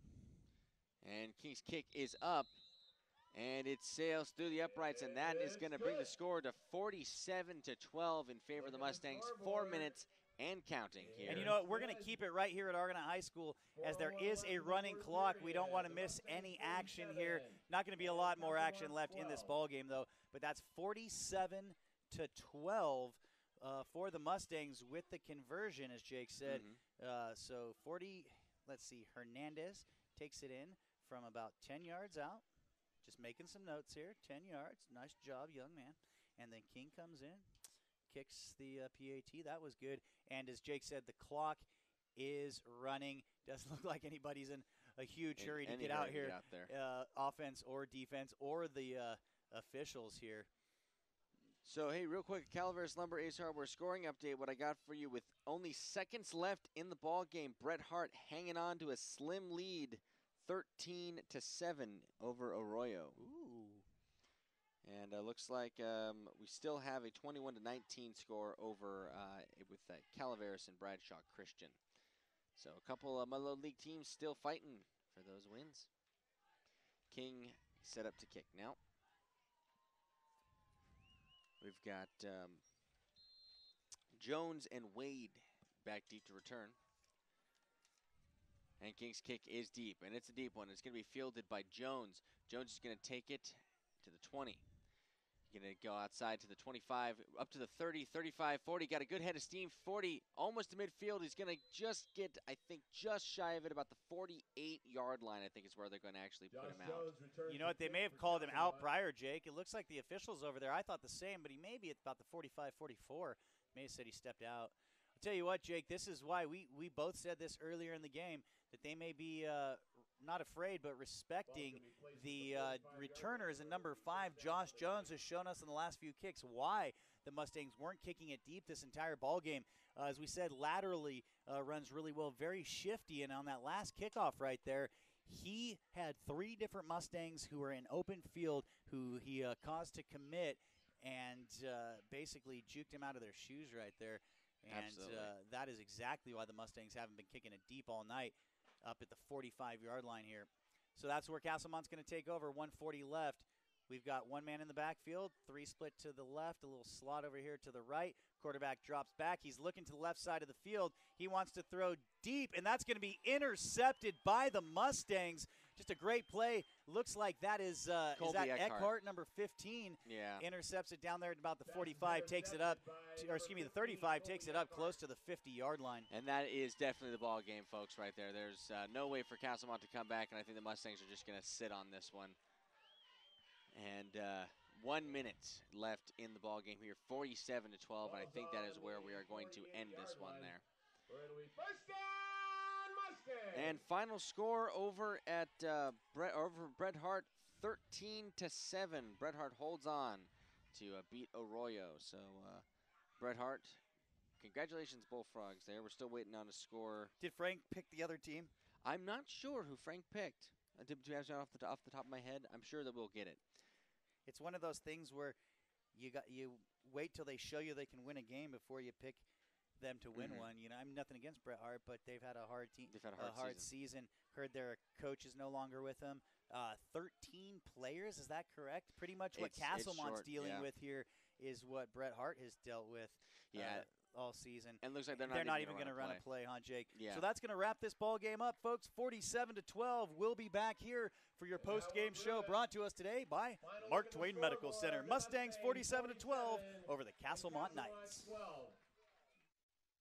Central State Credit Union is a great place to begin your search for a new vehicle, and you can share the benefits of your membership by referring family and friends. Just like you, they can save a lot of money with a great rate and a lot of time at the dealership by going in with a pre-approval. Invite your family and friends to experience the difference today. Applying for an auto loan is easy with options including in-branch or online application and pre-approval. Visit them online at centralstatecu.org or call them at 444-5300. Subject to credit approval, federally insured by NCUA. Football fans, stay in touch with Conifer Communications high-speed internet wherever you are. Stream the game live, connect with fans during and after the game, Facebook Live the winning play, or upload those Instagram photos. Conifer Communications may be local, but offers big-time internet service with fast speed, no data limits, plus VoIP phone service. Connect with Conifer today, 866-378-8393, or stop by their office in San Andreas on Highway 49. Remember when going for a walk around the block was easy and pain-free? Future you is ready to feel like that again. Mark Twain Medical Center's orthopedic experts are with you throughout the process, from first consultation to your last physical therapy session, so you can get back to living without joint pain, and future you can wander far and wide. Visit marktwainmedicalcenter.org/orthopedics. Mark Twain Medical Center. Hello, human kindness. You're listening to high school football action on the voice of the Gold Country, KVGC and KVGCradio.com. And we're back here at Argonaut High School, Dan Barnett Field. You're listening to the post-game show brought to us today by Mark Twain Medical Center. Jake, does Jim have our call of the game lined up for us? Let's see. He usually does. I know he sends us a note. But here's how the game went down, folks. Started Castlemont on their own 48-yard line. They pick up one first down on the drive. Punted away. Argonaut takes over on their own 29 in the first quarter, and that's where the scoring gets started. The Mustangs, a nice drive, 3 first downs on the drive. Hernandez takes it in from the 14-yard line. That's his first touchdown of the game. That's 7-0 for Argonaut. Castlemont takes over at their own 20 after a touchback, 2 first downs. Then they snap it over the head of the punter. Argonaut has great field position at Castlemont's 24 where they convert, pick up a first down on the drive. Jeshua Sanders converts from 11 yards out, 14-0 Mustangs. Second quarter, Castlemont takes over on their own 30. Then an interception on 3rd and long. Josiah Sanders intercepts the ball at the 50. Ball thrown right to him. Does a great job of taking it in. And then the Mustangs get on the board again as his brother Jeshua Sanders takes the first handoff from 50 yards out on a counter on first down. The play of the game right there. The PAT was blocked, though, 20-0. But, Jim, if you have that ready, let's hear that Mellon Faze BG Lounge call of the game. One split to the right. That's going to be a fake to Josiah Sanders. Inside handoff, his brother Jeshua up the gut. 30, 20, 10 to the goal line. Touchdown, Mustangs 50 yards out. That's going to be our call of the game, BG Lounge and Mellon Faze. Jeshua Sanders on the inside handoff, 50 yards up the middle, all alone. That point, Castlemont gets the ball back after the kick on their own 30. They pick up one first down, get a little bit going there, but then throw an interception. Colby Eckhart intercepts the ball. Mustangs take over at their own 35. Slow drive with a holding penalty, 3 and out after the hold. Kickoff punt to Castlemont. They then take over at their own 30. Only one first down on the drive, but they get on the board for the first time on a 20-yard quick slant with a missed two-point conversion. 20-6 was the score at that time. Argonaut then takes over on their own 38. One first down on the drive. Andre King gets into the end zone on a 22-yard run. PAT is blocked 26-6 at that point. Castlemont then takes over on their own 25 or own 35. Nothing going from there. So the second half gets underway. Argonaut set to receive. Castlemont does a little pooch type kick, and they get the ball, and they take over from about the 48-yard line. Pick up a first down, but then throw an interception. Jeshua Sanders intercepts the ball at the 48-yard line, and then he takes it to the house on the first play of the game, of the drive. 24 toss from 48 yards out, just like his 50-yard touchdown run, straight up the middle. Nobody able to catch up to him. 33-6 after the PAT. Castlemont gets the ball back, has a nice little drive, 3 first downs on the drive, and then get into the end zone on a 9-yard run by Jones. Score there, 33-12. And then from that point, Argonaut does a great job. Things start to get out of hand. Argonaut takes over at midfield, 2 first downs, and then Hernandez gets into the end zone for the second time, 12 yards out. PAT is good. That takes the game to 40-12.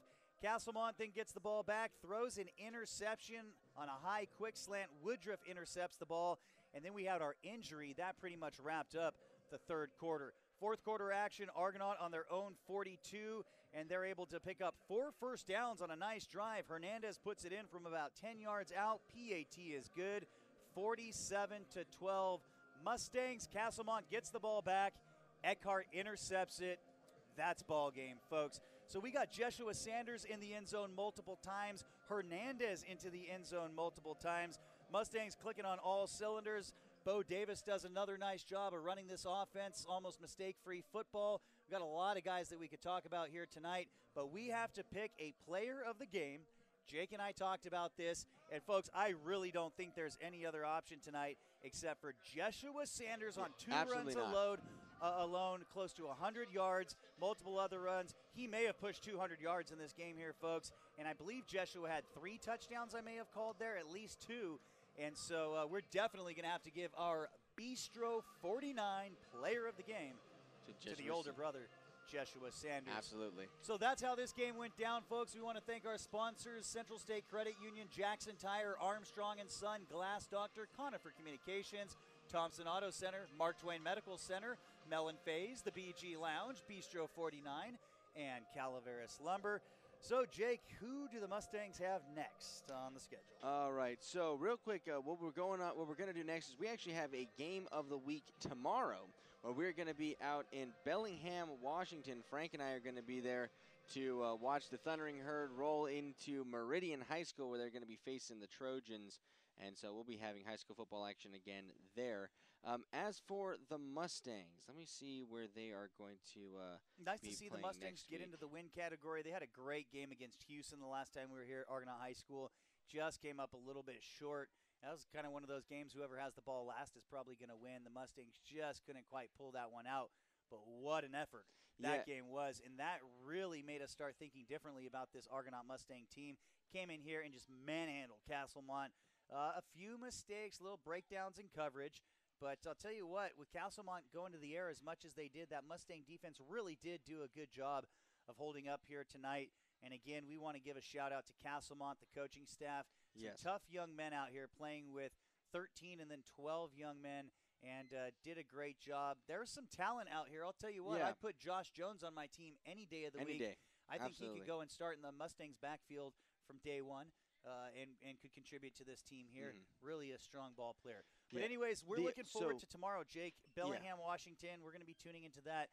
But what do we got for the Mustangs? So next week is basically the last it's the last game before we go into before we go to regular season there. So they're gonna be facing Dixon. So that's where the Mustangs will be. The Mustangs will be at Dixon on the 27th.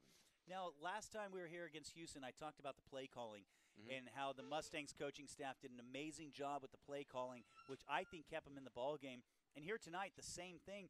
Do we see Davis go to the air? We know he can go to the air. We've seen it. The kid's accurate. He makes the right plays. But when you don't need to, why are you going to do it? The Mustangs did everything they needed to do tonight. Another strong performance by the team. Excellent preparation by the coaching staff. Well-called game. Stevens, we got to give him a shout-out. Defense looked good as well. And Matt Floyd, everybody involved down there. I saw Danny Welch. The entire coaching staff did an amazing job.